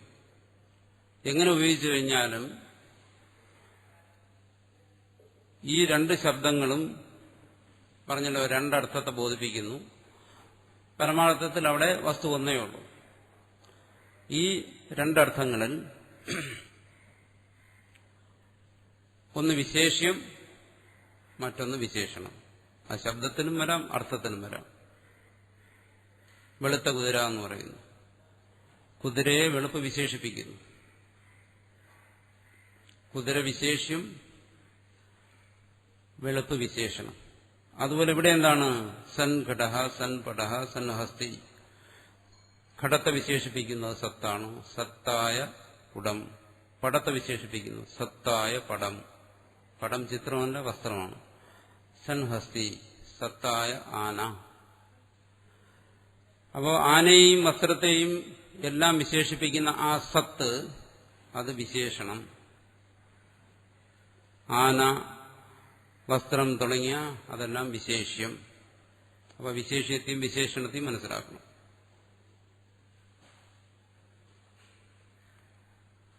ഈ പറയുന്ന സ്ഥലങ്ങളിലെല്ലാം ശബ്ദത്തിലും അർത്ഥത്തിലും വിശേഷണ വിശേഷ്യ ബന്ധമുണ്ട്. സൻ എന്ന് പറയുന്ന ശബ്ദം വിശേഷണം, പടഹ എന്ന് പറയുന്ന ശബ്ദം വിശേഷ്യം, സത്ത് എന്ന് പറയുന്ന ആ ശബ്ദത്തിലൂടെ നമ്മൾ അറിയുന്ന അറിവിന്റെ വിഷയമായിരിക്കുന്ന അത്, ആ വസ്തു എന്ന് നമുക്കതിനെ വിളിക്കാം, വസ്തു അല്ലെങ്കിലും അതെന്താണ്? അത് വിശേഷണം. അവിടെ നിൽക്കുന്ന ആ വസ്തു, വസ്ത്രമോ ആനയോ എന്തായിക്കൊള്ളട്ടെ, അത് വിശേഷ്യം. ഇത് ശബ്ദബോധത്തിന്റെ ഒരു നിയമമാണ്, ശാബ്ദികന്മാരുടെ ഒരു നിയമമാണ്. ഇങ്ങനെ വിശേഷണ വിശേഷ രൂപത്തിൽ ഒരു വിഷയത്തെ നമ്മൾ അറിയുമ്പോൾ ഇവിടെ സത്തിനെ എങ്ങനെ അറിയുന്നു? വിശേഷണമായിട്ട് അറിയുന്നു. അതാണ് ഇവിടെ പറയുന്നത് വിശേഷണ വിഷയ. വിശേഷണമായ സത് എന്ന ശബ്ദത്തിന്റെ വിഷയമാണ്, അല്ലെങ്കിൽ വിശേഷണമായ സത്ത് എന്ന ആ അറിവ്, ആ അറിവിന്റെ വിഷയമാണ് ഇവിടെ നമ്മൾ സത്യമെന്ന് പറയുന്നത്. അതാണ് വിശേഷണ വിഷയായവ സാ സദ്ബുദ്ധി. ആ സദ്ബുദ്ധി എന്ന് പറയുന്നത്, സത്തിനെ കുറിച്ചുള്ള ബോധം എന്ന് പറയുന്നത് നമ്മുടെ അനുഭവത്തിലെ വിശേഷണത്തെയാണ് ബോധിപ്പിക്കുന്നത്. നമ്മുടെ അനുഭവം എന്താണ്? ഉള്ളതായ പുസ്തകം എന്നുള്ള അനുഭവം. ഈ അനുഭവത്തിൽ വിശേഷണമായിരിക്കുന്ന ആ ഉണ്മയെയാണ് ആ ബുദ്ധി, സത്ത് എന്നുള്ള ശബ്ദം കൊണ്ട് നമുക്കുണ്ടായ ആ ബുദ്ധി ബോധിപ്പിക്കുന്നത് എന്നാണ്. അതോപി ന വിനശ്യതി. അതുകൊണ്ടും എന്താണ് ഇവിടെ വിശേഷണത്തെ ബോധിപ്പിക്കുന്ന ആ ബുദ്ധി വിശേഷ്യത്തെ കൂടി ബോധിപ്പിക്കുന്ന ആ അറിവിലേ ഉള്ളൂ. വിശേഷ്യത്തോടുകൂടി ചേർന്നേ അത് അറിയപ്പെടുന്നുള്ളൂ. ആ വിശേഷ്യം വിശേഷണം രണ്ടും ഒരുമിച്ചേ നമുക്ക് അനുഭവപ്പെടുന്നുള്ളൂ. അങ്ങനെ ഒരു അനുഭവത്തെയാണ് നമ്മൾ ചർച്ചയ്ക്ക് എടുത്തിരിക്കുന്നത്. വിശേഷ്യം അവിടെ ഇല്ല എന്നുണ്ടെങ്കിൽ വിശേഷണത്തെക്കുറിച്ച് നമുക്ക് ചർച്ച ചെയ്യാൻ സാധ്യമല്ല. അങ്ങനെ ഒരു അനുഭവമില്ല. അതുകൊണ്ട് ആ സ്ഥലത്ത് ആ വിശേഷണമായിരിക്കുന്ന ആ വസ്തു അതില്ലാതായി എന്ന് കരുതരുത്, സത്ത് അവിടെ ഇല്ല എന്ന് കരുതരുത്. കാരണം അങ്ങനെ ഒരു അനുഭവം നമ്മുടെ മുമ്പിലില്ല. അനുഭവത്തെ ആദ്യം കൊണ്ടുവരും, എന്നിട്ട് നമുക്ക് ചർച്ച ചെയ്യാം എന്നാണ് നമ്മളോട് പറയുന്നത്. വിശേഷണ വിഷയായവ സാ സദ്ബുദ്ധി. ഏത് സമയവും നമുക്ക് അനുഭവങ്ങൾ ഉണ്ടാകുമ്പോൾ സത് എന്ന് പറയുന്ന വിശേഷണത്തെയാണ് ആ ബോധം പ്രകാശിപ്പിക്കുന്നത്. അങ്ങനെ വിശേഷണവും വിശേഷ്യവും, സത്തും പുസ്തകവും രണ്ടും കൂടി ചേർന്ന് വരുന്ന ഒരു അനുഭവം, ആ അനുഭവത്തെയാണ് നമ്മൾ ചർച്ച ചെയ്യുന്നത്. അങ്ങനെ ഇല്ലാത്ത ഒരു അനുഭവത്തെ ചർച്ച ചെയ്തിട്ട് അവിടെ സത്ത് ഇല്ല, അത് അസത്യമാണ് എന്ന് സമർത്ഥിക്കുന്നത് യുക്തിയല്ല എന്നാണ് ഇവിടെ പറയുന്നതിന്റെ താല്പര്യം.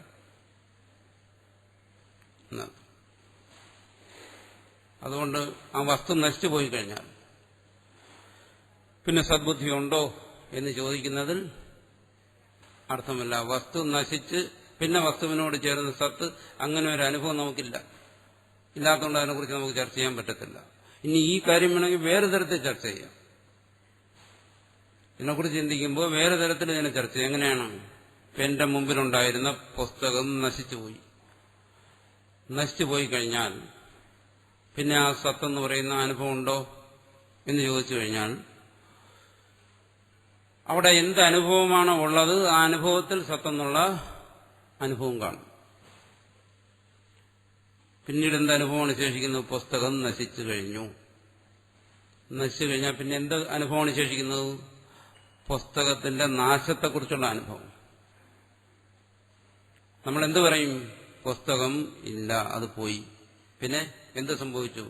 പുസ്തക നാശം സംഭവിച്ചിരിക്കുന്നു. അപ്പൊ അവിടെ നിലനിൽക്കുന്ന എന്താണ്? പുസ്തകത്തിന്റെ നാശം. അവിടെ ഉണ്മ ഏതിനാണ്? പുസ്തകത്തിനല്ല, പുസ്തകത്തിന്റെ നാശം, അല്ലെങ്കിൽ പുസ്തകത്തിന്റെ ഇല്ലായ്മ, പുസ്തകത്തിന്റെ അഭാവം, ആ അഭാവത്തോടു കൂടി ചേർന്ന് എന്ത് ചെയ്യും? സത്ത് പ്രകാശിക്കും. കാരണം അവിടെ നമ്മുടെ അനുഭവം എന്ന് പറയുന്നത് പുസ്തകത്തിന്റെ ഇല്ലായ്മയെ, നാശത്തെക്കുറിച്ചുള്ള അനുഭവമാണ്. ആ അനുഭവത്തിന് ആ ഉണ്മയുണ്ട്. കാരണം അതിനെ നമ്മൾ അംഗീകരിക്കുന്നു.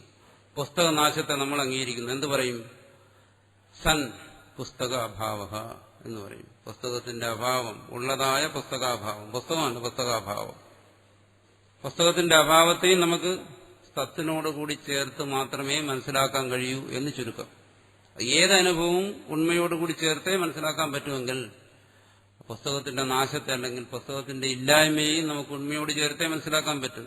അവിടെ പ്രകാശിക്കുന്നുണ്ട് ആ സത്ത്. അപ്പൊ ആ സത്തെങ്ങും പോയിട്ടില്ല. പുസ്തകം നശിച്ചു, പുസ്തകത്തിൽ സത്തില്ല എങ്കിൽ പുസ്തകത്തിന്റെ ഇല്ലായ്മയിൽ ആ സത്തുണ്ട്. ആ തരത്തിലും ഈ ഭാഗത്തെ മനസ്സിലാക്കാം. എന്തായാലും എന്താണ്? അതൊരു വിശേഷണ രൂപത്തിലാണ്. ഒരു അനുഭവത്തിൽ വിശേഷണ രൂപത്തിൽ ആ സത്തുണ്ടായിരിക്കും. അതിന് മാറ്റമില്ല എവിടെയായാലും. ഒരു അനുഭവം ഇല്ല, നിങ്ങൾക്കൊരു അനുഭവത്തെ എടുത്ത് കാണിക്കാനില്ലെങ്കിൽ അവിടെ നമ്മളിത് ചർച്ച ചെയ്യേണ്ട കാര്യവും ഇല്ല എന്നാണ് ഭാഷ്യകാരൻ യുക്തിയുക്തമായി സമർത്ഥിക്കുന്നത്. അപ്പോൾ ഇവിടെ പറഞ്ഞു വരുന്ന എന്താണ്? ഒരു വസ്തു നശിച്ചു കഴിഞ്ഞാൽ വസ്തുവിനെക്കുറിച്ചുള്ള ബോധമില്ല, ഉണ്മയെക്കുറിച്ചുള്ള ബോധവും ഇല്ല എന്ന് പറഞ്ഞു. അപ്പൊ അതിന് ഭാഷ്യകാരൻ പറഞ്ഞ സമാനം എന്താണ്? ശരി, നശിച്ച വസ്തുവിൽ ആ ഉണ്മയെക്കുറിച്ചുള്ള ബോധമില്ലെങ്കിൽ നശിക്കാത്ത വസ്തുക്കളിലുണ്ടല്ലോ പടാതോപി സദ്ബുദ്ധി ദർശന. അവിടെ ഒരു ചോദ്യം വീണ്ടും ചോദിക്കുകയാണ്. സദ്ബുദ്ധിവൻ ഘടബുദ്ധിരവി ഘടാന്തരേ ദൃശ്യരീതിച്ച്. ഇതേ യുക്തി നമുക്ക് വേറെ തരത്തിന് ഉപയോഗിക്കാം. എന്താണ്? പുസ്തകമുണ്ട് എന്നുള്ള അനുഭവം, പുസ്തകം നശിച്ചുപോയി, പിന്നെ ഇവിടെ സദ്ബുദ്ധിയില്ല. പറയുന്നു വേറെ അനുഭവങ്ങളിൽ സദ്ബുദ്ധിയുണ്ട്, വേറെ അനുഭവങ്ങളിൽ സദ്ബുദ്ധിയുണ്ട്. അതുകൊണ്ട് സദ്ബുദ്ധി സത്യമാണ്. പുസ്തകം എന്നുള്ള ബുദ്ധി അവിടെ ഇല്ല, അതുകൊണ്ട് പുസ്തകം അസത്യമാണ് എന്ന് പറഞ്ഞു കഴിഞ്ഞാൽ പറയുന്നു നശിച്ചുപോയ പുസ്തകത്തിൽ പുസ്തകം എന്നുള്ള ബുദ്ധിയില്ലെങ്കിലും മറ്റു പുസ്തകങ്ങൾ കൂടെ ഉണ്ടല്ലോ. മറ്റുള്ളവരുടെ മുമ്പിൽ പുസ്തകങ്ങളുണ്ട്, അവിടെ പുസ്തകം എന്നുള്ള ബോധമുണ്ട്. അപ്പോൾ പുസ്തകം എന്നുള്ള ബോധത്തിനും മാറ്റമില്ല, വിശേഷ്യത്തെക്കുറിച്ചുള്ള ബോധത്തിനും മാറ്റമില്ല. കാരണം ഒരറിവ് മാറാതെ നിൽക്കുകയാണെങ്കിൽ ആ അറിവിന്റെ വിഷയം സത്യം. അതാണ് ഇവിടുത്തെ യുക്തി. പുസ്തകം നശിച്ചുപോയി, പുസ്തകത്തെക്കുറിച്ച് അറിവില്ല എന്ന് പറയുന്നത് ശരിയല്ല. എന്തുകൊണ്ട്? മറ്റു പുസ്തകങ്ങളുണ്ട്, അവിടെ പുസ്തകം എന്നറിയുന്നുണ്ട്.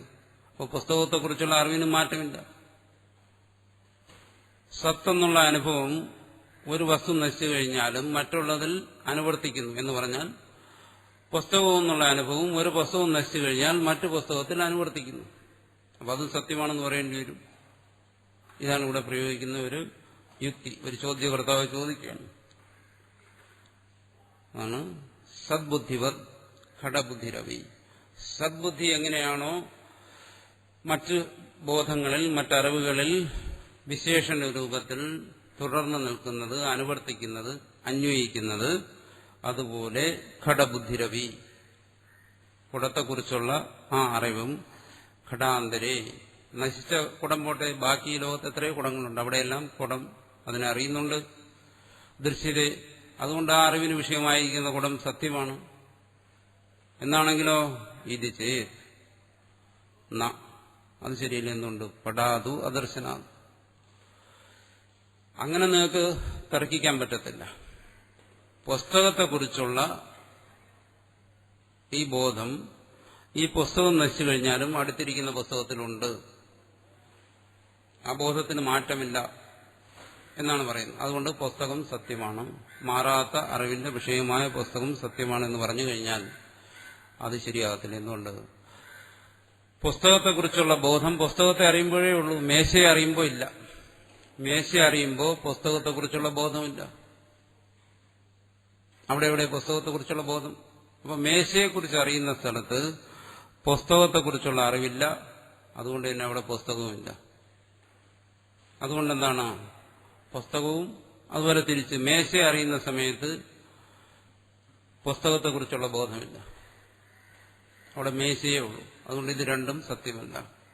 സത്ത് അങ്ങനെയല്ല. സത്ത് പുസ്തകത്തെ അറിഞ്ഞപ്പോഴുമുണ്ട്, മേശയെ അറിഞ്ഞപ്പോഴുമുണ്ട്. രണ്ടിടത്തും സത്ത് ഉണ്മ അത് വിശേഷണ രൂപത്തിൽ പ്രകാശിക്കുന്നുണ്ട് എന്നർത്ഥം. പക്ഷെ ഇവിടെ ഒരു പ്രത്യേകതയുള്ളത്, ഈ നാശത്തെക്കുറിച്ച് ചർച്ച ചെയ്യുമ്പോൾ മനസ്സിലാക്കേണ്ടത്, ഉണ്മയോടുകൂടി ചേർന്ന് മാത്രമേ നമുക്കൊരു അനുഭവം ഉണ്ടാകത്തുള്ളൂ. ഒരു വസ്തുവിനെ അറിയുമ്പോൾ ഉണ്മ വിഷയരൂപത്തിൽ അറിയുന്നു. വാസ്തവത്തിൽ ഈ ഉണ്മ വിഷയരൂപത്തിൽ അറിയുന്ന ഈ ഉണ്മ എന്ന് പറയുന്നത് അറിവ് തന്നെ, അറിവിൽ നിന്ന് വേറിട്ടൊരു വസ്തുവല്ല. സത്ത് ചിത്ത് ആനന്ദം എന്ന് പറയുന്ന, സത്ത് ചിത്ത് ആനന്ദം എന്ന് പറയുന്ന മൂന്ന് വസ്തുവല്ല, ഒരു വസ്തു തന്നെ. സത്തായും ചിത്തായും ആനന്ദമായും അനുഭവപ്പെടുന്നത്, അതിനെ സത്തെന്നോ ചിത്തെന്നോ ആനന്ദമെന്നോ ഒരു പേര് പറഞ്ഞാലും അത് ശരിയല്ല.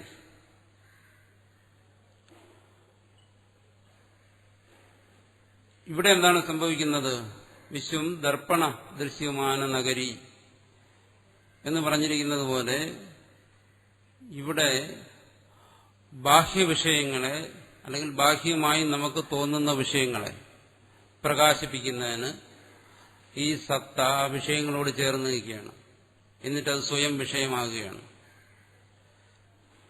ആ സത്ത തന്നെയാണ് അറിവായി വിഷയിയായിട്ട് വിരിക്കുന്നത്. ഇതിനെയെല്ലാം അറിയുന്ന അറിവായിട്ട് വിരിക്കുന്നത് അത് തന്നെ. അതേസമയം വിഷയങ്ങളെ പ്രകാശിപ്പിക്കുന്നതിന് വേണ്ടി അത് വിഷയങ്ങളോട് ചേർന്ന് നിന്നിട്ട് അത് സ്വയം ഈ അറിവിന് അത് വിഷയമാകുകയും ചെയ്യുന്നുണ്ട്. ഇതാണ് അറിവിന്റെ ഒരു പ്രത്യേകത. അതുകൊണ്ട് തന്നെ എന്താണ്, നമുക്ക് ഈ സത്തയോടുകൂടി ചേർന്ന് മാത്രമേ വിഷയങ്ങളെ നമുക്ക് അറിയാൻ കഴിയുന്നുള്ളൂ. അപ്പൊ അവിടെ വിഷയങ്ങൾ എന്താണ് ചെയ്യുന്നത്? വിഷയങ്ങൾ സത്തയെ വ്യഞ്ജിപ്പിക്കുന്നു, പ്രകാശിപ്പിക്കുന്നു.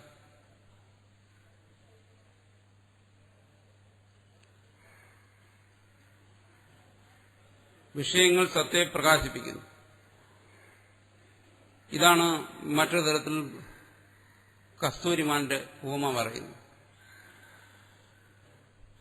കസ്തൂരിമാന്റെ ഗന്ധം, സുഗന്ധം, ആ സുഗന്ധത്തെ അതറിഞ്ഞുകൊണ്ട് അത് അന്വേഷിച്ച് നടക്കുന്നു.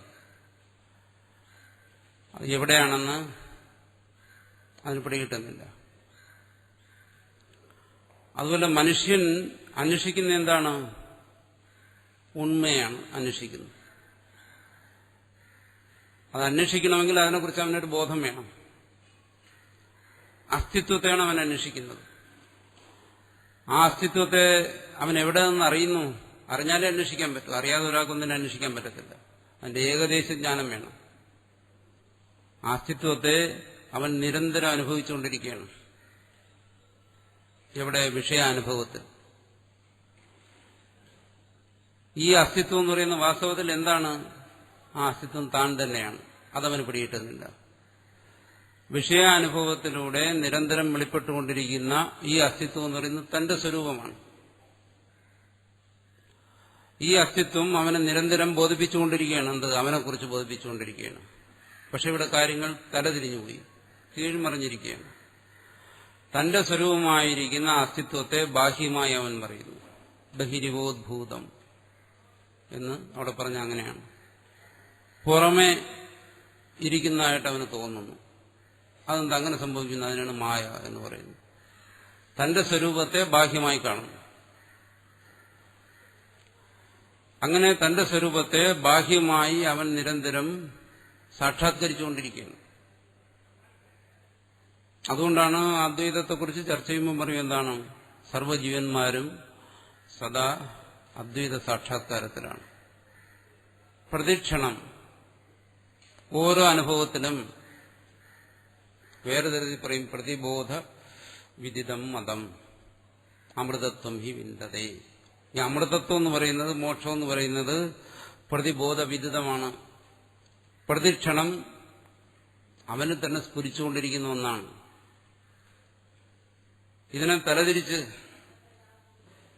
നിർത്തിയിരിക്കുകയാണ്. കുതിരയുടെ മുമ്പിൽ വണ്ടി കെട്ടിയിരിക്കുകയാണ്, തലതിരിഞ്ഞു പോയി. അപ്പോൾ ഒരു ക്ഷണം പോലും ആവശ്യമില്ലാത്ത ഒരു മറ, അത് കാര്യങ്ങളെ തലതിരിച്ചു പിടിച്ചിരിക്കുകയാണ്. അതാണ് ഇവിടെ സംഭവിച്ചിരിക്കുന്ന സംസാരം, ബന്ധനം എന്നെല്ലാം പറയുന്നു. തന്റെ സ്വരൂപമായിരിക്കുന്ന അസ്തിത്വം സദാ സർവ്വ അനുഭവങ്ങളിലും സ്ഫുരിച്ചുകൊണ്ടിരിക്കുകയാണ്. അത് നമുക്ക് തോന്നുന്നു, താനായിട്ട് തോന്നുന്നില്ല, ബാഹ്യമായും കുടമായും പടമായും എല്ലാം തോന്നുന്നു.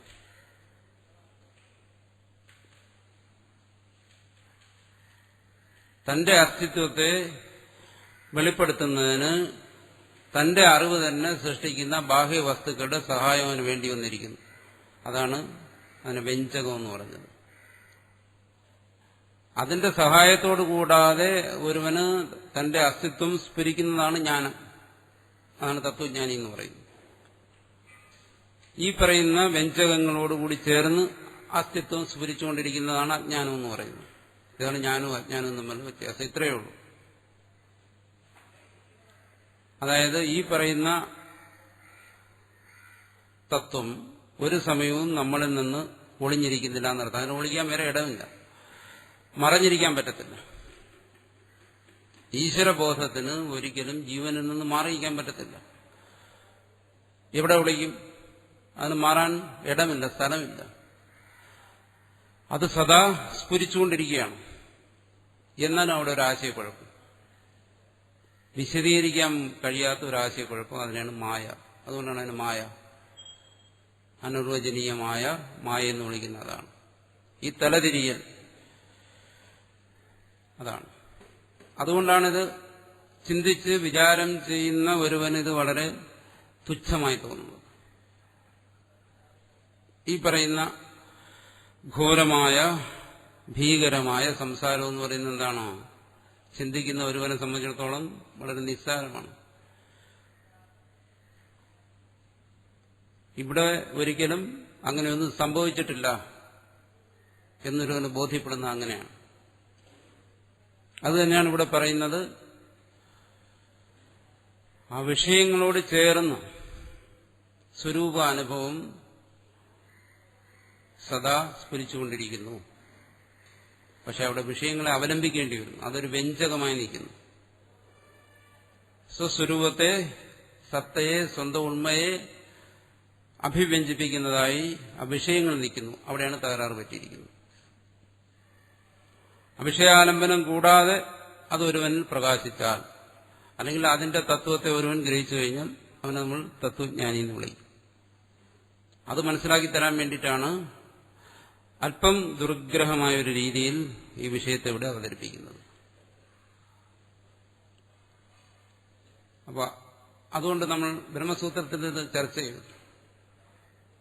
അജ്ഞാതമായ ബ്രഹ്മത്തെയാണോ നിങ്ങൾ അറിയാൻ ആഗ്രഹിക്കുന്നത്? അത് ജ്ഞാതമായ ബ്രഹ്മത്തെയാണ്. ബ്രഹ്മജിജ്ഞാസ എങ്ങനെയുണ്ടായി, എവിടെയുണ്ടായി? ജ്ഞാതമായ ബ്രഹ്മത്തെക്കുറിച്ചുള്ള ജിജ്ഞാസയാണെങ്കിൽ പിന്നെ അറിയേണ്ട കാര്യമില്ല. അജ്ഞാതമായ ബ്രഹ്മമാണെങ്കിൽ പിന്നെ എങ്ങനെ ജിജ്ഞാസ ഉണ്ടാകും? അജ്ഞാതമായ ഒരു വിഷയത്തിൽ ജിജ്ഞാസ ഉണ്ടാകത്തില്ല. ഇങ്ങനെയെല്ലാം അവിടെ ചർച്ച ചെയ്ത് ഈ കാര്യം തന്നെ. അപ്പൊ സത്താസ്ഫുരണം, സത്തയുടെ അനുഭവം നിരന്തരം സർവ്വജീവന്മാരും അനുഭവിച്ചുകൊണ്ടിരിക്കുന്നു. പക്ഷെ അത് വിഷയത്തോട് ബന്ധപ്പെട്ടു. തന്റെ സ്വരൂപമാണെന്നുള്ളത് അറിയുന്നില്ല, അല്ലെങ്കിൽ അതിനെ വിസ്മരിച്ചിരിക്കുന്നു എന്നോ, അല്ലെങ്കിൽ അതിനെ അറിയുന്നില്ലെന്നോ ഏത് തരത്തിൽ വേണമെങ്കിലും പറയാം. അത് തന്നെയാണ് ഇവിടെയും വിശദമാക്കുന്നത്. അതുകൊണ്ട് ആ വിഷയത്തോട് ചേർന്നിരിക്കുന്ന സത്ത അത് തന്നെയാണ് ഇവിടെ അദ്വൈതി പറയുന്ന ഈശ്വര തത്വം. അതുകൊണ്ട് ഇവിടെ എന്ത് പറഞ്ഞു നിർത്തി? സദ്ബുദ്ധിവത് ഘടബുദ്ധിരവി ഘടാന്തരേ ദൃശ്യതേ ന പടാതു അദർശന. സദ്ബുദ്ധി എങ്ങനെയാണോ ഒന്നിൽ നിന്ന് മാറി വേറൊന്നിൽ സർവത്തിലും ഒരുപോലെ അനുവർത്തിക്കുന്നത്, അതുപോലെ ഒരു ഘടം നഷ്ടപ്പെട്ടു കഴിഞ്ഞാലും മറ്റൊരു ഘടത്തിൽ ഘടബുദ്ധിയുണ്ട്, അതുകൊണ്ട് അത് സത്യമാണ് എന്ന് പറഞ്ഞു കഴിഞ്ഞാൽ അത് ശരിയല്ല. പടത്തിൽ ഘടബുദ്ധിയില്ല, അവിടെ അതില്ല, അതുകൊണ്ട് അത് അസത്യമാണ് എന്നാണ്. വീണ്ടും അവിടെ ചോദിക്കുന്നു സദ്ബുദ്ധിരവി നഷ്ടേ ഘടേന ദൃശ്യതയിരി ചെയ്ത് എന്നാണ്. നേരത്തെ നമ്മൾ ചർച്ച ചെയ്ത കാര്യം തന്നെ. സദ്ബുദ്ധിയും എന്ത് ചെയ്യുന്നു? കുടം നശിച്ചു പോയി കഴിഞ്ഞാൽ അവിടെ കാണുന്നില്ലല്ലോ. എന്നാ അത് ശരിയല്ല. എന്തുകൊണ്ട്? വിശേഷ്യഭാവ. അവിടെ അനുഭവമേ ഇല്ല. കുടം നശിക്കുന്നിടത്ത് കുടത്തെക്കുറിച്ചുള്ള അനുഭവമില്ല. അനുഭവം ഇല്ലെങ്കിൽ പിന്നെ അവിടെ സത്തിനെക്കുറിച്ചും കല്പിതമായ വസ്തുവിനെക്കുറിച്ചും ചർച്ച ചെയ്യേണ്ടുന്ന ആവശ്യം വരുന്നില്ല. എന്തുകൊണ്ട്? വിശേഷ്യഭാവ. വിശേഷമായിരിക്കുന്ന കുടം അവിടെ ഇല്ല. അപ്പോൾ കുടത്തെക്കുറിച്ചുള്ള അനുഭവമില്ല. അനുഭവമില്ലാത്തതുകൊണ്ട് സൻഘടം എന്നുള്ള അനുഭവമില്ല. അപ്പോൾ ആ അനുഭവത്തെ നിലനിർത്തിക്കൊണ്ടുള്ള ചർച്ചയ്ക്ക് അവിടെ പ്രസക്തിയില്ല. അവിടെ സത്തിനെ വ്യഞ്ജിപ്പിക്കുന്ന വിശേഷ്യമായ കുടം അവിടെ ഇല്ല എന്നർത്ഥം. അതൊന്നുകൂടി വിശദീകരിക്കുന്നു. സദ്ബുദ്ധി വിശേഷണ വിഷയാ സതി വിശേഷ്യാഭാവേ വിശേഷണ അനുഭവത്തു കിം വിഷയാസ്യ. ഒന്നുകൂടി വിശദീകരിക്കുകയാണ്. സദ്ബുദ്ധി സൻഘട എന്ന് പറയുന്നിടത്ത് ഉള്ള ആ സത്തിനെ കുറിച്ചുള്ള അറിവ് വിശേഷണ വിഷയ. ആ അറിവ് വിശേഷണത്തെ വിഷയമാക്കുന്നതാണ്. വിശേഷണത്തെ വിഷയമാക്കുന്നത്, വിശേഷണമായിരിക്കുന്ന സത്തിനെ വിഷയമാക്കുന്നതാണ്. ശ്രദ്ധിക്കണം, ഇവിടെയെങ്ങും മലയാളം വ്യാഖ്യാനം എടുത്ത് വായിച്ചു കളയരുത്. സംഗതി ഇതുവരെ കിട്ടിയതുകൂടി പോകും, നഷ്ടപ്പെട്ടു പോകും. സദ്ബുദ്ധി, സത്തെന്ന് പറയുന്ന ആ ബോധം വിശേഷണത്തെ, സൻഘട എന്ന അനുഭവത്തിലെ വിശേഷണമായിരിക്കുന്ന സത്തിനെ വിഷയമാക്കുന്നതാണ്. അങ്ങനെ ആയിരിക്കെ സതി, കാര്യങ്ങൾ ഇങ്ങനെയിരിക്കെ അത് വിശേഷണത്തെ വിഷയമാക്കുന്നതുകൊണ്ട് വിശേഷ്യ അഭാവേ, വിശേഷ്യമായ കുടം ഇല്ലാതിരിക്കെ, അത് നശിച്ചിരിക്കെ, വിശേഷണ അനുഭവത്തു, അവിടെ വിശേഷണമായ സത്വമില്ല. അങ്ങനെ ഒരു അനുഭവമേ ഇല്ല. കുടം നശിച്ചു കഴിഞ്ഞാൽ പിന്നെ സൻഘടം എന്നുള്ള ഒരു അനുഭവം ഇല്ല. വിശേഷണം എന്താണ്? സത്ത്. അത് അനുഭവത്തു, അതിന് പിന്നെ പ്രസക്തിയില്ല എന്നർത്ഥം. അങ്ങനെ ഒരു അനുഭവത്തിന് പ്രസക്തിയില്ല, അതുകൊണ്ട് അങ്ങനെ ഒരു വിഷയത്തിനും പ്രസക്തിയില്ല. കിം വിഷയാസ്യാത്, ആ സദ്ബുദ്ധിക്ക് പിന്നെ അവിടെ എന്താ വിഷയം? വിശേഷണമില്ലെങ്കിൽ അവിടെ വിശേഷിയുമില്ല. അപ്പൊ സദ്ബുദ്ധി അവിടെ എന്തിനു വിഷയീകരിക്കും? അങ്ങനെ ഒരു അനുഭവമേ ഇല്ലല്ലോ എന്നാണ്. ഒരു അനുഭവത്തെ ആദ്യം കൊണ്ടുവരിക, പിന്നെ അതിനെ മുൻനിർത്തി ചർച്ച ചെയ്യാം. അനുഭവമില്ലെങ്കിൽ അവിടെ പിന്നെ സദ് അസത് എന്ന് പറയുന്ന ഒരു ചർച്ചയ്ക്ക് പ്രസക്തിയില്ല. അതാണ് പറയുന്നതിന്റെ താല്പര്യം. അല്ലാതെ നത് പുനഃ സദ്ബുദ്ധേ വിഷയാഭാവ, കുടം നശിച്ചിടത്ത് സത്തെന്നുള്ള അനുഭവം നമുക്കുണ്ടാകാത്തത് സദ്ബുദ്ധിയുടെ വിഷയമായ സത്ത് അവിടെ ഇല്ലാത്തതുകൊണ്ടല്ല എന്നർത്ഥം. കുടം നശിച്ചിടത്ത് സത്തെന്ന് പറയുന്ന ഒരു അനുഭവം നമുക്കുണ്ടാകാത്തത് സത്തെന്ന് പറയുന്ന ഒരു വസ്തു അവിടെ ഇല്ലാത്തതുകൊണ്ട് അല്ല, മറിച്ച് അവിടെ സത് ഘടക എന്ന് പറയുന്ന ഒരു അനുഭവമേ ഇല്ല. അനുഭവം ഇല്ലാത്തതുകൊണ്ട് നമുക്ക് അതിനെ കുറിച്ച് ചർച്ച ചെയ്യാൻ കഴിയുന്നില്ല. അനുഭവം ഉള്ളിടത്തേ നമുക്ക് ചർച്ച ചെയ്യാൻ പറ്റും. ഇല്ലാത്ത അനുഭവത്തെക്കുറിച്ച് എങ്ങനെ ചർച്ച ചെയ്യും? അനുഭവത്തെ, പ്രത്യക്ഷമായ അനുഭവത്തെ മുൻനിർത്തിയാണ് ഇവിടുത്തെ ചർച്ച. കുടം നശിച്ചു, സൻഘട എന്ന് പറയുന്ന അനുഭവം ഇല്ല, അതുകൊണ്ട് അവിടെ പിന്നെ സത്തയെക്കുറിച്ചുള്ള ചർച്ചയില്ല. അല്ല, സത്ത എന്ന് പറയുന്ന ഒരു വസ്തു എവിടെയെങ്കിലും ഇല്ലാതായി എന്നതിന് അർത്ഥമില്ല. സത്തയ്ക്ക് മാറ്റം വന്നു എന്ന് അർത്ഥമില്ല. സദ്ബുദ്ധിക്ക് മാറ്റം വന്നു എന്നതിന് അർത്ഥമില്ല. അതാണ് പറയുന്നത് സദ്ബുദ്ധി, സത്തെന്ന് പറയുന്ന അനുഭവം വിശേഷണ വിഷയ സതി, വിശേഷണമായ സത്തിനെ വിഷയമാക്കുന്നതാണ് എന്നിരിക്കെ വിശേഷ്യ അഭാവേ, വിശേഷ്യമായ കുടം ഇല്ലാതിരിക്കെ വിശേഷണ അനുഭവത്തു, വിശേഷണമായ സത്തിന് അവിടെ യാതൊരു പ്രസക്തിയുമില്ലാത്തതിനാൽ കിം വിഷയാസ്യ, ആ സദ്ബുദ്ധിക്ക് എന്താണ് വിഷയമാകുന്നത്? ആകത്തില്ല. അതുകൊണ്ടാണ് അവിടെ സത്തിന്റെ അനുഭവം ഉണ്ടാകാത്തത്. എവിടെ? കുടം നശിച്ചിടത്ത്. നത് പുനഃ സദ്ബുദ്ധേ വിഷയാഭാവ, മറിച്ച് സദ്ബുദ്ധിയുടെ വിഷയമായ സത്ത് അവിടെ ഇല്ലാത്തത് കൊണ്ടല്ല എന്നർത്ഥം. വീണ്ടും അവിടെ ചോദിക്കുകയാണ്, ഏകാധികരണത്വം ഘടാതി വിശേഷ്യാഭാവേ ന യുക്തം ഇത് ചേത്. ഏകാധികരണത്വം, ഇതിനാണ് നേരത്തെ സമാനാധികരണത്വം എന്ന് പറഞ്ഞത്. സമാനാധികരണത്വം, അതിന് സമാനം എന്ന് പറയുന്നതിന് പകരം